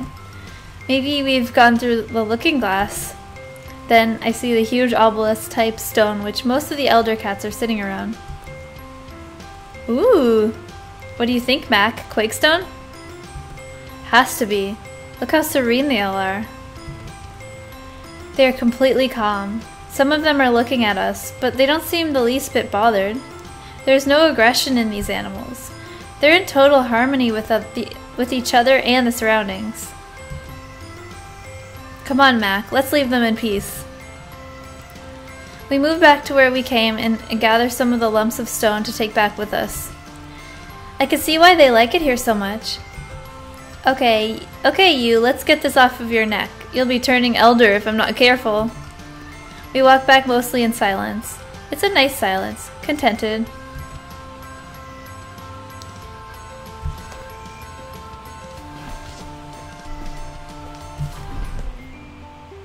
Okay. Oh, wait. I have to rest first. And then we'll go on one more date with Trixie and do our final research. for this scientist. I've decided to catch up on some rest and relaxation. The professor keeps telling me, so I've come down to the jetty where Jane usually sits. Today isn't a delivery day, and I was hoping, he's nowhere in sight.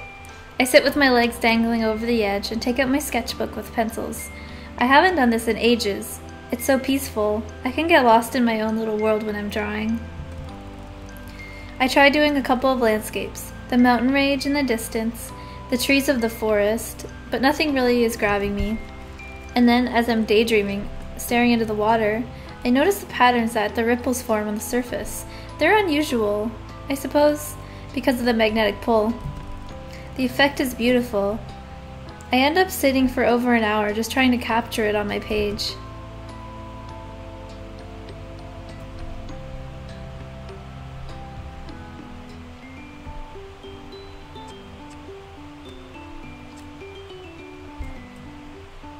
Is it hot in Canada? Canada in general, I don't know, but it's hot here. It's 27 feels like 37 with the humidex. It's very humid today.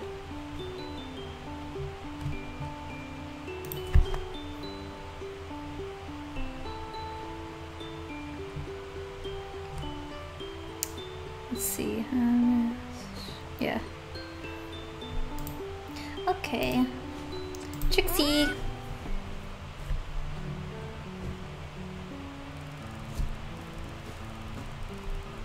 I've been following a familiar sound along the shoreline. I can't see Trixie yet, but I know that plaintive song anywhere, and it leads me to her cave. Trixie, can I come in? Wait a minute! I hear a flurry of activity, shuffling and liquid being poured. Trixie, are you nearly ready? It's freezing out here. As soon as the sun goes down, the island becomes ridiculously cold. Come in. Her voice is slow and sing-song. Come in. The cave is warm and welcoming. There are flower petals scattered on the ground and little jars of lucilites in every corner. Trixie is stretched out on a rock and as though she hasn't moved. She prepared this, she's all like ready for me. Hello you, long time no see. Hello Humi, wondered when you'd show up. As soon as you invited me actually. She ignores me and indicates a jar of amber liquid. Help yourself. She's in one of those moods, so I take a sip of the mana juice and make a note to go easy on it this time, remembering how potent it is. So, how's Trix? Great. You've not been around for a few days. She doesn't respond. I thought you were avoiding me. I force a laugh, but now I'm beginning to think I was right. Have I upset you, Trixie? Well, in a way, I suppose you have. Oh, I was kidding, but tell me, what did I... She cuts across me. I don't mean to be rude, but would you mind just shutting up and letting me talk for a while? Oh, of course. I'm a little anxious about what's coming, but I do as I'm told and sit in silence. Life. She pauses and smiles. I'm not sure if I should respond, so I just smile back. Life is great and all, but sometimes it's not. Sometimes it's not quite as great as you try to pretend it is. You get so used to making the best of it that you stop being aware that it's only silver or sometimes even bronze. I mean, nothing to complain about, but then something happens that is so golden, so platinum plated, rose gold, that the fabulosity of it catches you up like a twister and turns everything upside down and inside out, so that you're flying and dancing against your will. You're powerless and powerful, and the silver will never be good enough again. Do you know what I mean? I open my mouth, and she plows on without waiting for an answer. I feel it now, the fizzing in my tummy, the fluttering of my heart. I am champagne, popping and sparkling, lightheaded and silly. Am I silly? I feel very certain and not silly at all, but I can't stop giggling and my eyes are weepy all the time. I know what I want in my heart, but I can't connect it to my head. I feel happy. Truly happy. Not before happy, which wasn't really like being happy at all, but 24 karat happy, and nothing less will do. There's a long pause. I look down and see that my glass is empty, and suddenly feel a bit woozy. Okay, that's it. That's all I have to say. Your turn. Oh, I'm not very good at speeches, and I don't think I can match yours. A simple answer will do. Soulmates don't come along every day, Humi. We have a chance here to take a leap and see where the adventures take us, or forever wonder what we've missed. Take a leap. Of course I'm in. Together forever. Let the adventures begin. Trixie and I began to laugh, and laugh, until we're rolling around on the ground so anyone who saw us would think we're a couple of crazy, intoxicated cats. Aww.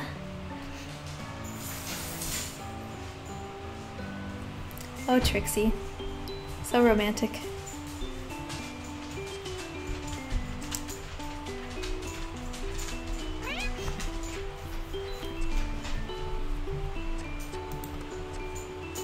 So, our last research day of this guy, of Barry. I arrived at the lab a little later than usual today. Ruben. I got held up by the incredibly important task of petting all the cats I saw on the way in. Really crucial stuff. As I enter, I see a large unmarked wooden box on the table. Morning, Professor. I wasn't expecting you to be working alongside me today. I'm not, I'm afraid. I'm actually in a rather a hurry, but I needed to explain to you a new protocol I'd like you to carry out for me. He opens the lid to the crate. Inside are rows of small, clear bottles, each containing white fluid. What's this? Milk? No, these are samples from our offshore lab. Samples of what? So many questions. Curiosity is a marvelous trait for a scientist. Now, I want you to run some tests on these. I want you to check how they respond to contact with compounds 16, 18, and 24. I noticed how deftly he evaded my question. Of course, once you've done that, provided there are no complications, I need you to apply the sample to some of the cats to record the results. I beg your pardon? Apply the sample to the cats, Barry. We're looking for specific reactions. Of course, sir. But oughtn't I have a little more information before I start applying an untested product to a living subject? Look, Barry, I understand your concerns. Of course I do. However, once in a while, one has to trim the red tape, and this is one of those occasions. Now, I really am the most awful rush, my dear, but I have complete faith in you. And suddenly I'm alone. I pick up one of the samples from the box. It looks like a miniature milk bottle, but the fluid inside is creamier than milk. I retrieved the compounds from the cabinet, and the professor wanted me to test and spend some time combining them with the sample. From what I can tell, the compounds are some kind of organic material, but no one has told me where they came from or what they actually are. I look at them under a microscope. One by one, I add a little bit of the sample. It's a bit like glue, so it's hard to get it to combine, but once I do, something odd happens. The dead cells that make up the compounds start to move excitedly. They aren't coming back to life exactly, but they're behaving like living cells. I have no idea what the stuff is or its intended use, but I do know that I feel uncomfortable applying it to live subjects. I look at the cats in their cages. They look back at me with trusting eyes. Refuse to administer. I only have 1 day left anyway. I'm going to turn into a cat because of this disease, so I might as well not hurt the other cats. No, I'm not going to do it. If the professor continues to withhold information, then I think it's only right that I put responsibility back on him. He can carry out this procedure himself. I send Popper a message from my catalog. Professor, I feel I cannot continue in my task today until I understand the implications of what it is I'm being asked to do to the cats. I don't get a reply right away. Eventually the catalog beeps. Professor Popper has replied. Oh dear, that's disappointing. I'd be happy to comply with you if you could just give me a little more information. If you really are having such difficulties in carrying out your duties, perhaps it would be best for me to find someone who is better equipped. I'm afraid I may lose my job if I don't administer the sample. I feel the implicit threat. I'm sorry, you see it that way, sir. I love my job here, but this oversteps a personal boundary. Collect your things. You can catch the boat in the morning.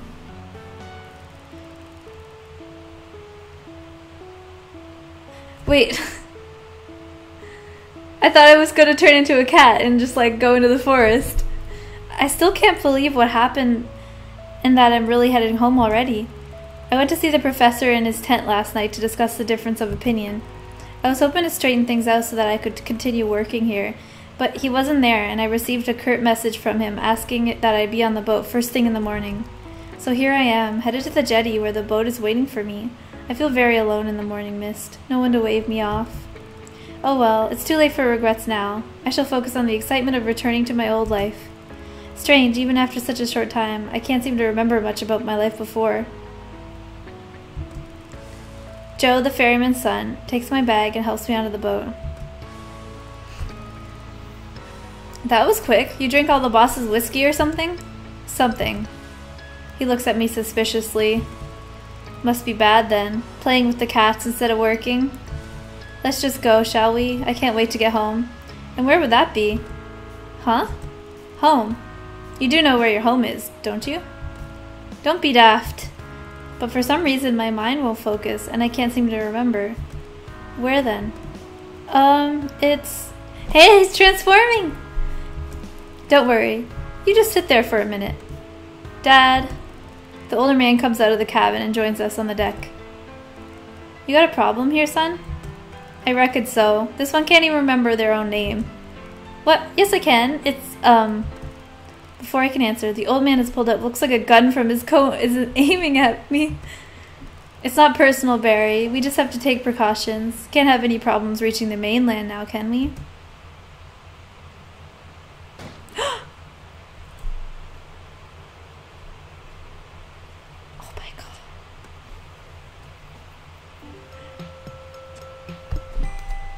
I wanted to become a cat and live happily ever with Trixie.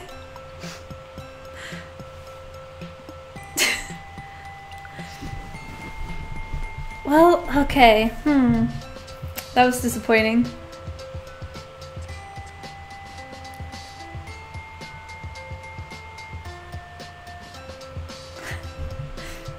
Yeah, I got shot. They killed me.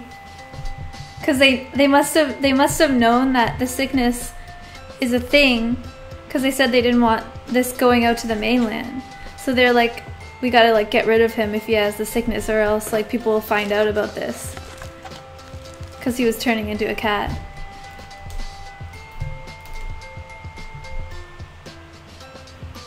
Huh. I hope this doesn't mess up my progress, cause I didn't manage to finish the research.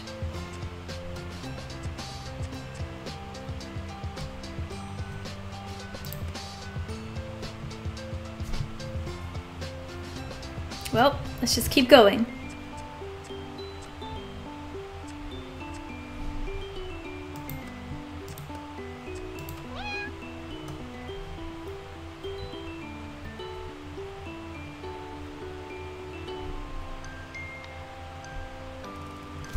Don't you dare notice this, Seafoam. I noticed it. Top 10 saddest anime deaths. Okay, so... What an amazing journey! I've always enjoyed being out on the open waters. This was a really smooth sailing. I almost skip off the wooden jetty to be greeted by a burly man in a security jacket. ID? I rummage until I find my ID.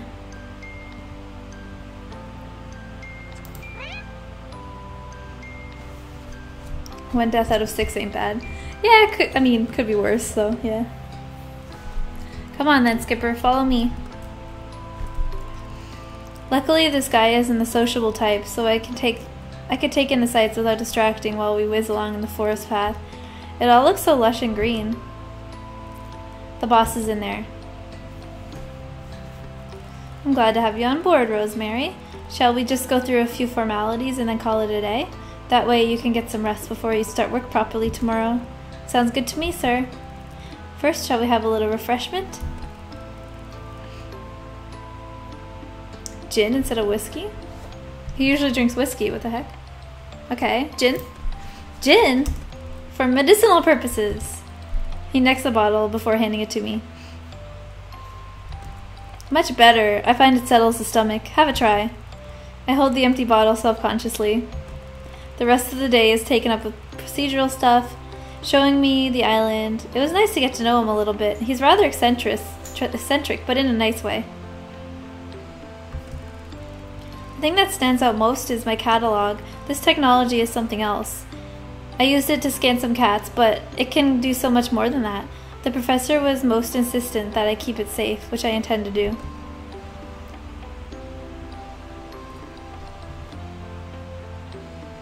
Gotta go. Managed to piss off Lily and watch Nora get brutally gunned down. So depressing. Okay, well, thank you for coming. As I'm settling into my tent, I make a discovery that really catches my attention. It's a notebook that was obviously written by my predecessor. They've left it under my bed, which was as good as an invitation to read it, as far as I'm concerned. I think it may be the first draft of a novel. It's not bad either. They certainly have vivid imagination. There are bizarre stories about talking cats and other island anomalies. They were obviously very inspired by their surroundings. I must say, it's a great read. Imagine if it were true. I laugh a little at my little fantasy as I snuggle down for my first sleep on Cat Island. Will Trix notice Barry is dead? I don't know, she wasn't there, so she could think that he just left. Sometime in the middle of the night, I'm woken by an intruder in my tent. Before my brain can catch up on what's going on, I've leaped from my bed, shouting, "Who's there?" I scramble around for a few seconds before I realize that the notebook has been taken. The next thing I know, I'm running through the forest, barefoot, chasing what looks like a cat. This is insane. A wave of nausea rises up in me, and I realize I've become perilously close to the danger zone. Remembering the warnings of the notebook, I try to turn back, but my legs give way under me. My eyes close tight as I hit the ground.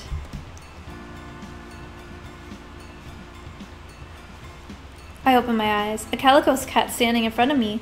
It drops the notebook from its mouth. I pass out.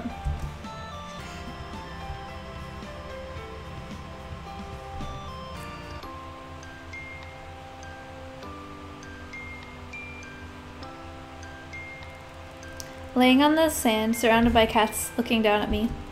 Yeah, caught a live one. Move back, child. Yes, let them breathe, or they won't be alive much longer. As my brain begins to defuzz, I realize this is what I was reading about in the novel, only it wasn't a novel at all. My stomach tightens to a knot. It was a journal. I focus my eyes and pick out a big marmalade cat. Have I been bitten? Well, of course you've been bitten. How else would you be able to hear us? This one's an idiot. Don't be rude. The calico cat turns to me. You know about being bitten? You read the journal? Most of it. Enough to understand what's happening here, Kara? Enough to know you have a choice to make? Yes, help the kitties. Enough to know there is no choice. We have to help each other. Bravo, Kara. So, let's cut to the chase. We've already done the chase bit. Hush now. What do you need to know, human? I'm still a bit dazed in shock. Everything, really. At that moment, my catalog starts beeping and telling me I have 15 minutes to get back to camp. I have to go. Let me get myself together and I'll catch up later. I have a feeling you're going to do very well, Kara. The best one yet.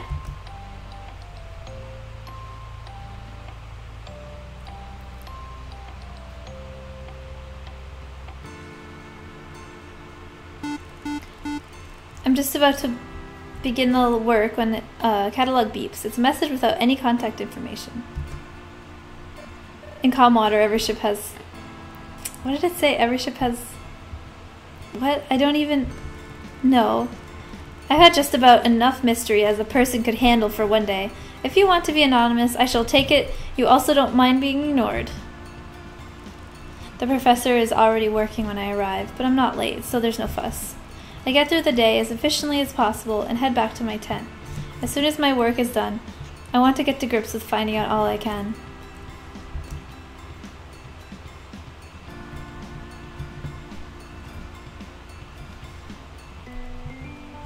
Okay, extras, what's this?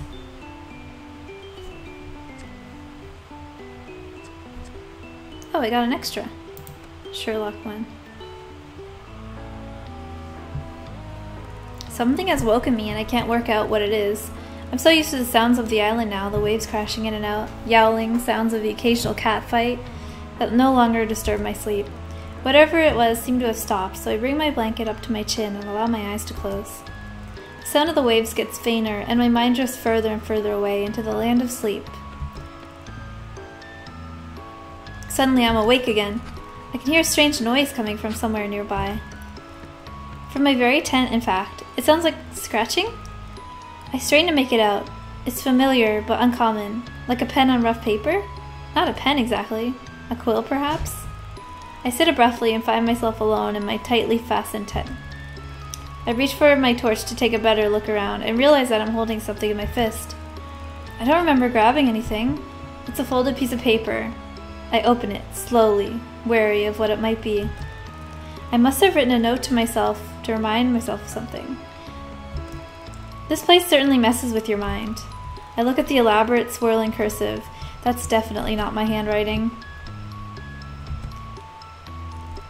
Do you need assistance? S.H. Who is S.H.? I do a quick mental rundown through everyone on the island, but the initials don't fit anyone.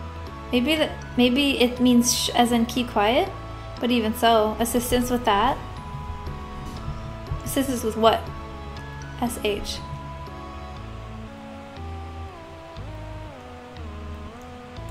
Is any of the kitties?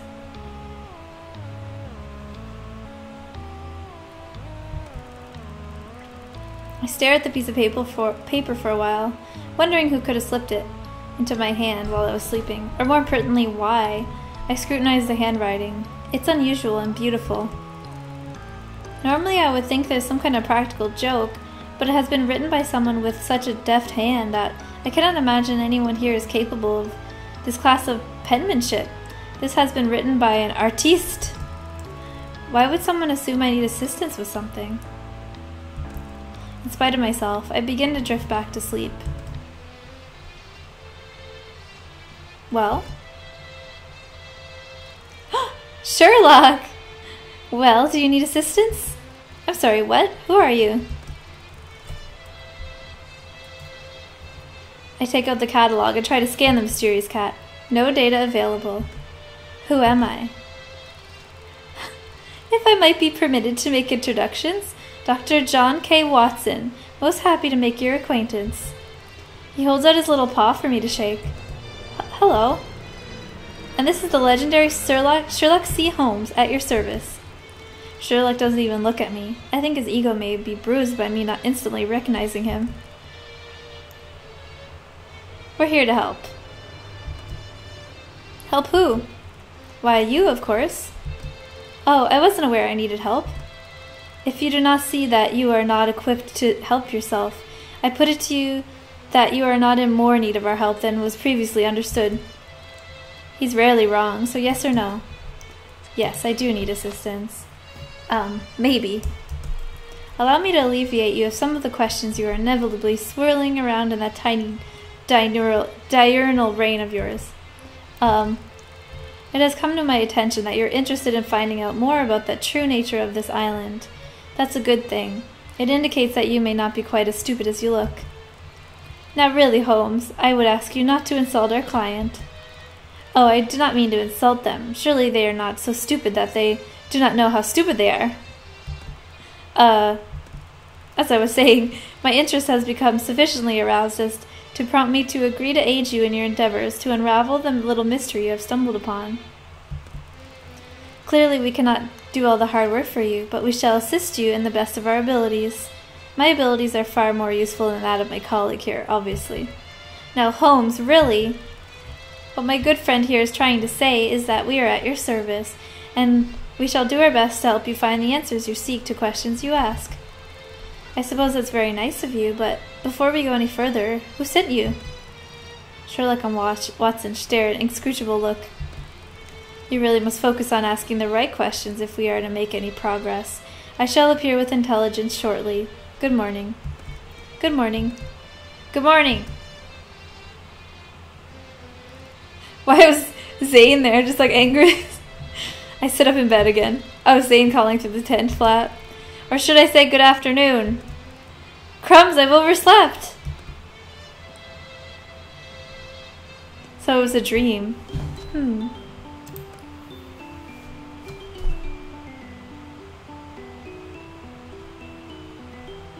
Well, oh, should I continue the extra?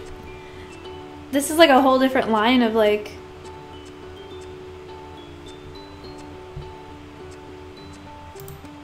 I feel like... I don't know.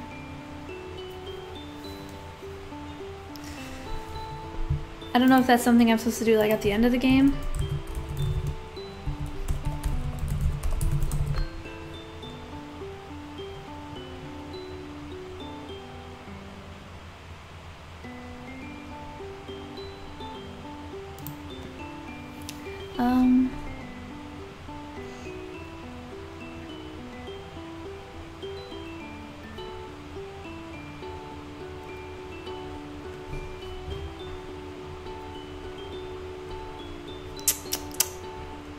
Okay, well, I'll just continue normally, I think.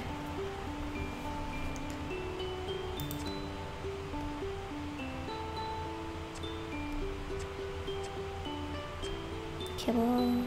Fluffy butt. Let's do Fluffy butt.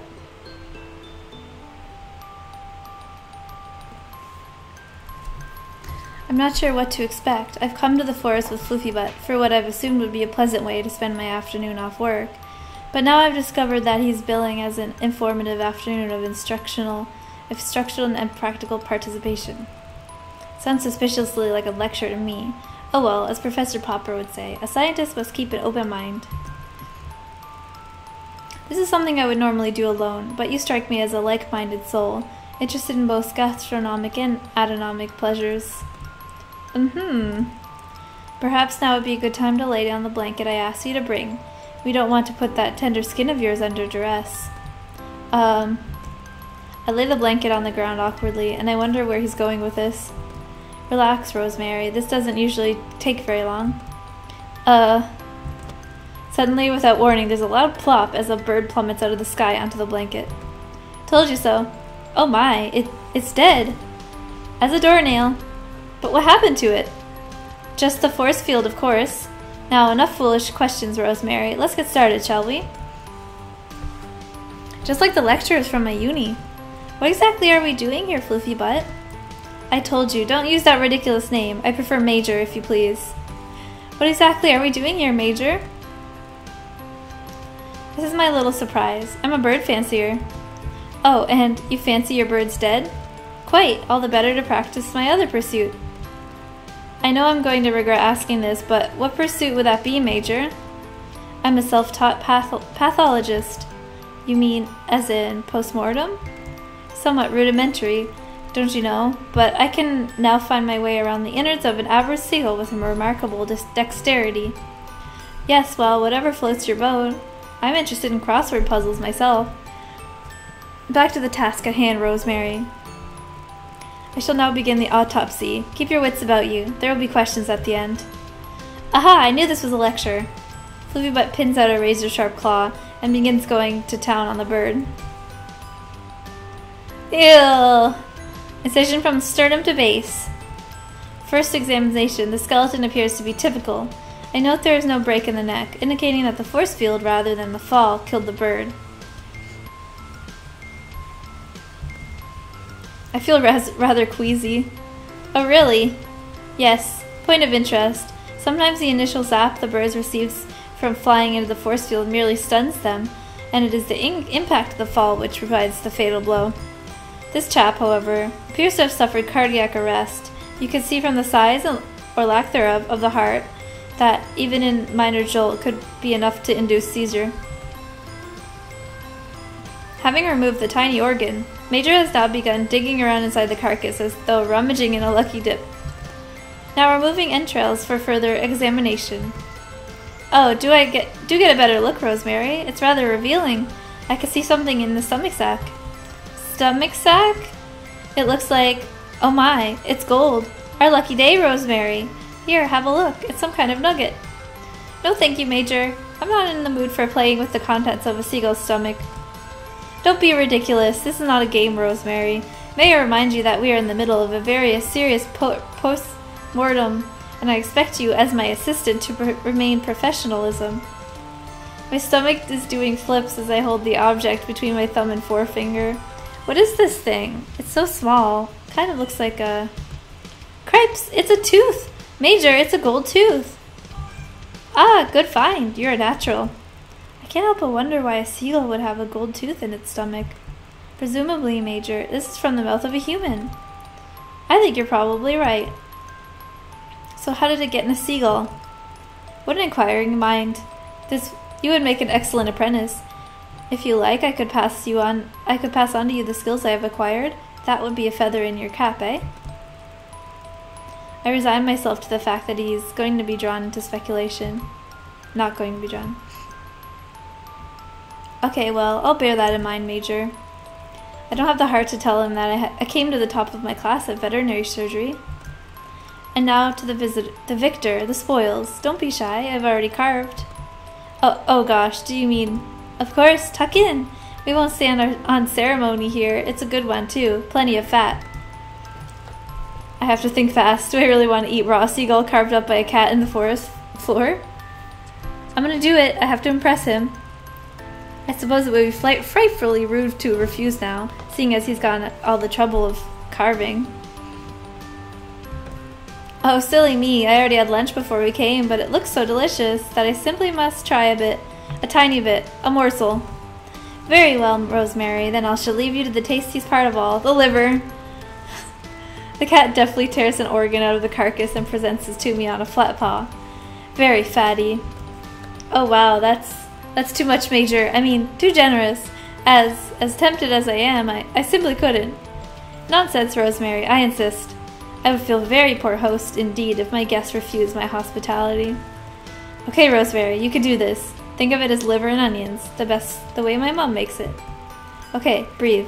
Don't think about it. Just take it and swallow it whole like an iron pill. Oh, I'm really going to enjoy this seagull liver. I snatch it out of the cat's paw, and it's in my mouth before my brain can catch up. Oh no, it's in my throat. It's lodged. It's lodged in my throat. I can't swallow. What do I do? How do I... Crikey, that was a close call.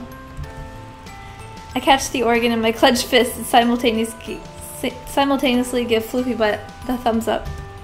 Exquisite! My compliments to the cat. Quite so. Next time make sure you have an empty stomach. Unlike this chap, eh? Floofy Butt holds up the gold tooth and laughs.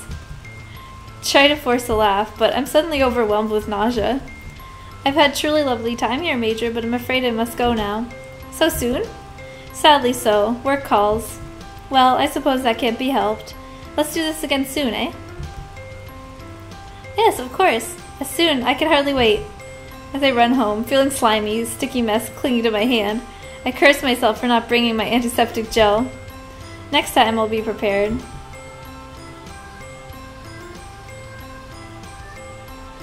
That was weird.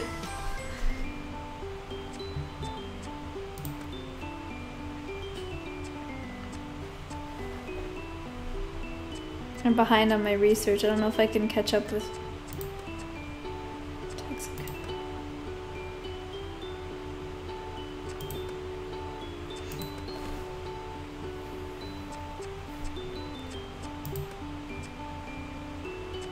I'm gonna do this one because I think this is the one that I said no to.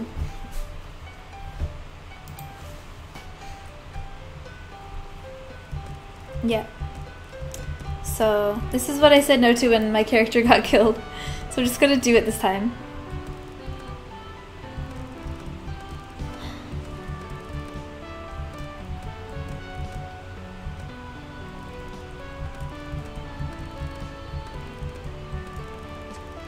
Administer the sample.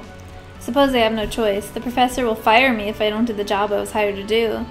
I try to stay professional and detached. I open one of the crates and retrieve Muffin, a slightly plump Persian.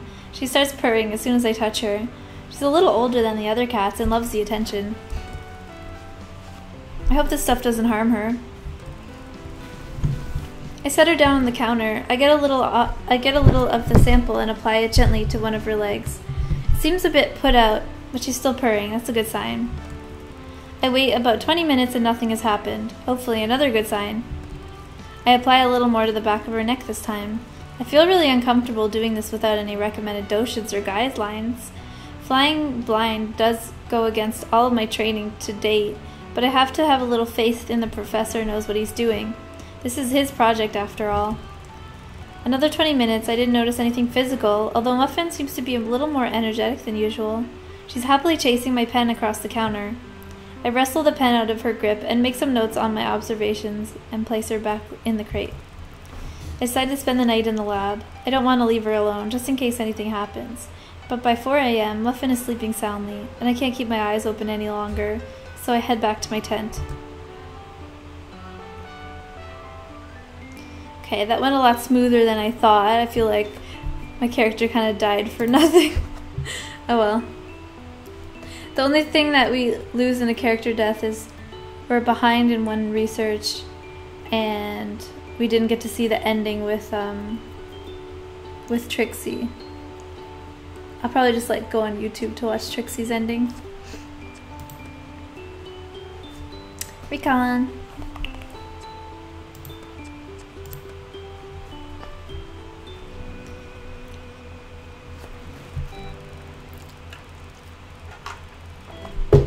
I've been devoting all the time I could spare to working on an antidote for the catification process.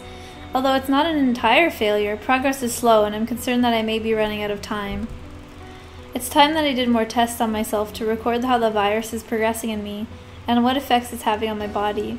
That should give me an idea of how much time I have left before it becomes too difficult to hide the problem from other people. I'm sneaking around in the middle of the night because I can't risk getting found out by Professor Popper or the Marigolds.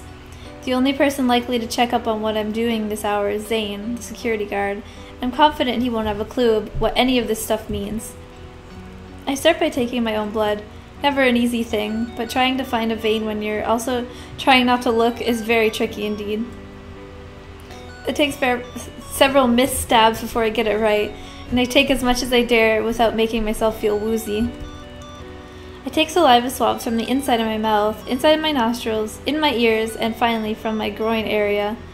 I seal each swab in the tube and label them 007. Corny, I know, but it makes me smile. I'm also pretty certain that no one will pay much attention to the numbers. Everything is numbered around here, so you tend to go blind to any number that isn't the particular one you're looking for. Next, I tweeze out individual hairs from my head, eyebrows, arms, legs, and groin. Each hair is prepared and placed onto a microscope slide. Finally, I take clippings from my finger and toenails. I prepare them on the slides, and I put some into test tubes for testing reactivity to various agents. I'm quite sleepy by the time I prepared all my specimens, and I'm going to start thinking maybe I should freeze this lot and call it a night, when I hear something moving around outside. I go out to poke out my head, but it's too dark to see anything. Hello? Nothing. Is somebody there? Do you want something? The place can be very creepy sometimes. The little diversion has made me feel much more alert, and with my second wind I decide to press on with my testing. I work steadily for the next hour and a half before I can draw any conclusions. Short-term test result indicates not much that has changed from the last time I did this. Clearly I'm not progressing very fast, which is a big relief. However, I can see some marked changes from before. Mostly these are based on the rate of cell growth and movement within the nail clippings and hair samples. Everything is growing more quickly. I'm a little disappointed not to have seen anything more informative, but I remind myself to be careful what I wish for. I place the long-term tests at the back of the specimen fridge and will check up on them in 24 hours. There's not much else I can do for now. I clear away all the equipment I have used and leave the place exactly in the condition I found it in. Even Miss Marigold wouldn't suspect I've been here. I'm just heading to my tent when I hear a noise coming from behind me, from inside the lab. I walk back and call from outside. Who's in there? Silence. I have security with me. I hear how ridiculous that sounds and curse myself for being idiotic. I walk into the lab, put the main light, and I'm stunned to see that the tests I put in the fridge are out on the lab table. I have no idea what to do, so I just put them back in the fridge. But this time I use the padlock on the fridge door. Nobody ever bothers with it. I've often wondered why it's even there. I don't want someone else getting at my blood samples. Too freaked out to think straight now. I need to get to bed. I turn towards my tent, and there's a huge dark outline of a man in my path. It's Zane. Evening. Evening. Working? Yep. Doing security? Yep. Good night then. Good night. As he turns to walk away, I catch him say almost in a whisper. There's a monthly stockade of the fridge tomorrow morning. Or there's a monthly stock take of the fridge tomorrow morning. I turn to ask what he means, but he's already gone. I realize I'm being given a helping hand, so I go back to the fridge and get my samples. I'll take them to my tent and see if I can't grab some ice from the mess kitchen on the way. Huh, so he's trying to save my butt. He supports my research.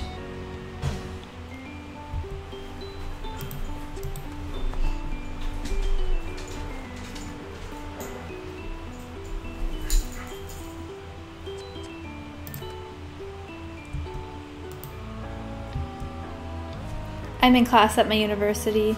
The tutor is late and we're all sitting and waiting. I turn to my friend who sits behind me and makes a joke about the tutor's car breaking down, but my friend isn't there. Instead, it's this giant cat.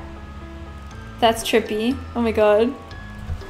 It looks like an elder. It bares its teeth at me and lets out a menacing low growl. Just as I'm about to scream, the tutor arrives, but it's Professor Popper. Looks like you've seen a ghost, Rosemary. I'm trying to answer back, to tell him to look behind me. But the words won't come out, and I'm rigid with fear. Can't move, can't speak, can't scream. Everyone else is acting like things are normal. Can't they see it? Oh, I love that! That's so cute and creepy.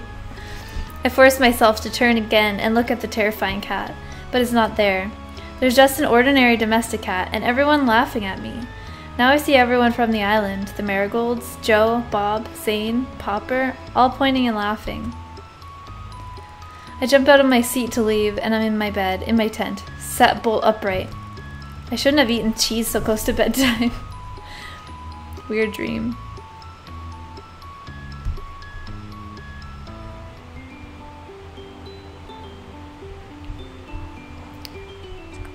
Let's go see Major.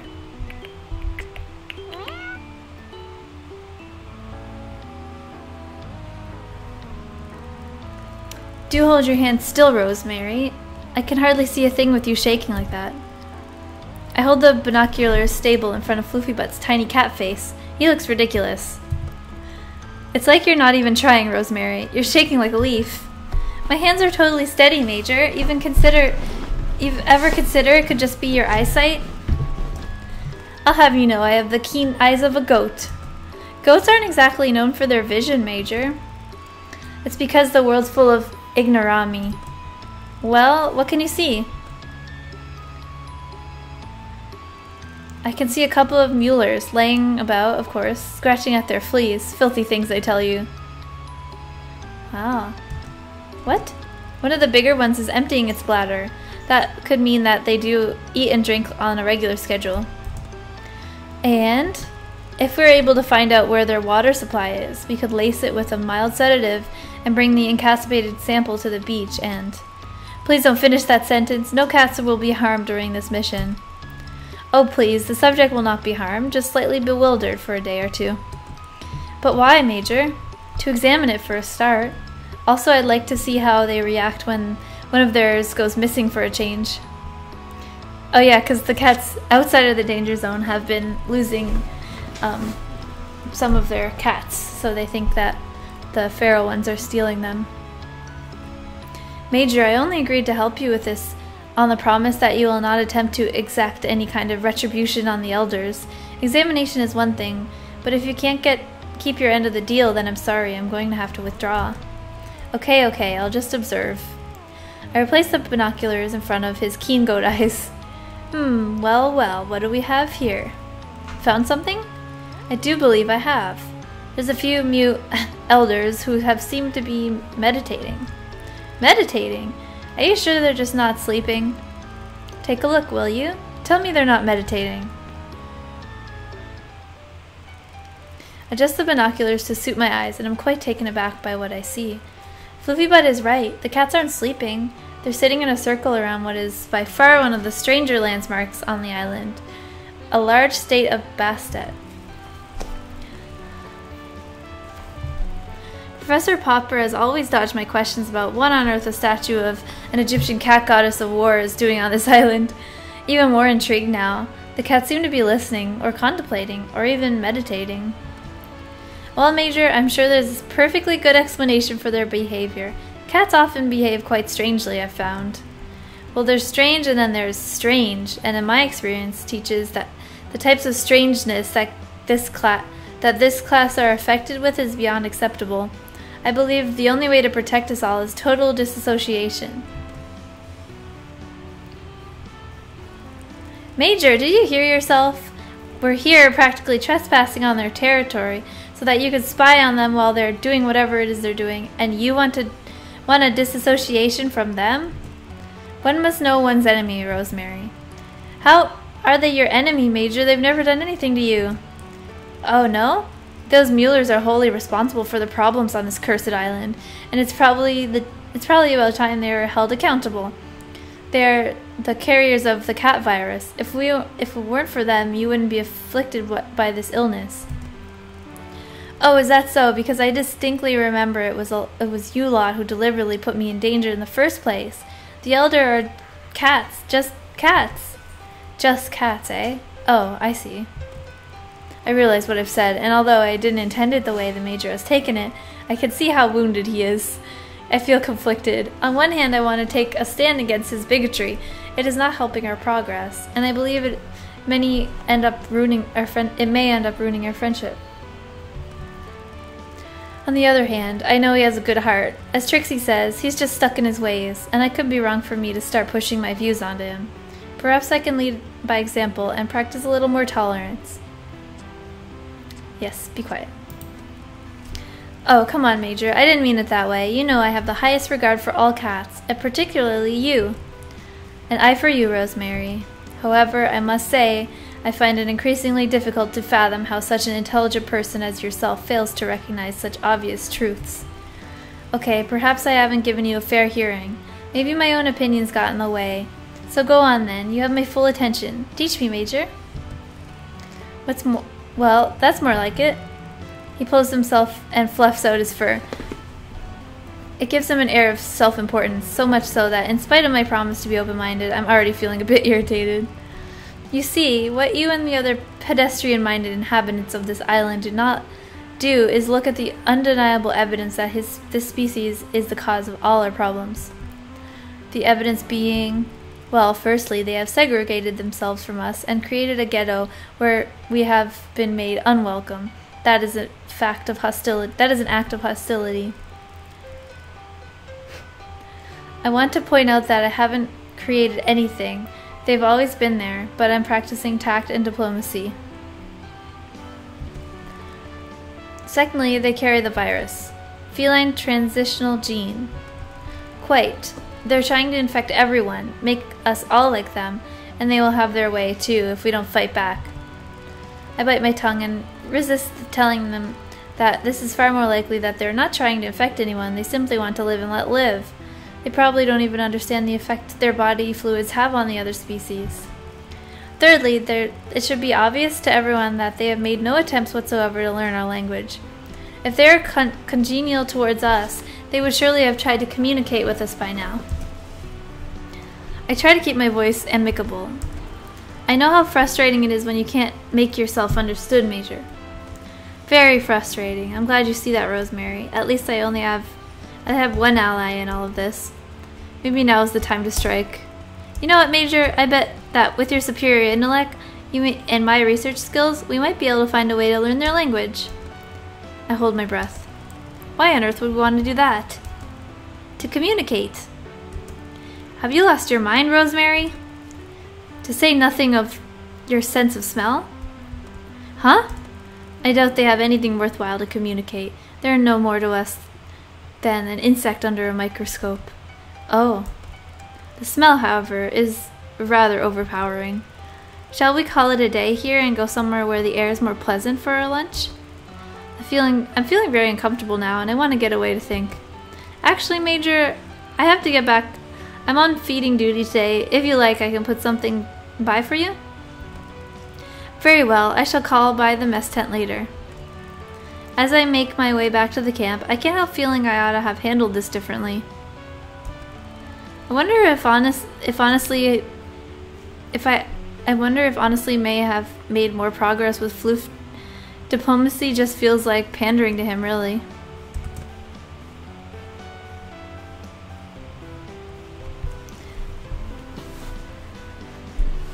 Sweaty.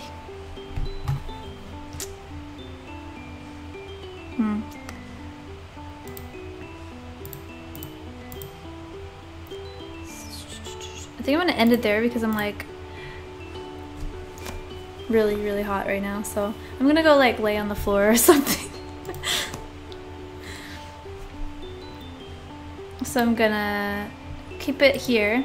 Look, we're 50% done the antidote, so we're getting closer to getting the cure. So next time I stream, if it's like tolerable, I might do it tomorrow, but if not, I'll just do it next week like usual. Hopefully it's not still this hot. But yeah, thank you guys for coming to the stream, and I'll see you next time. I'll be playing this game again. So yeah, bye!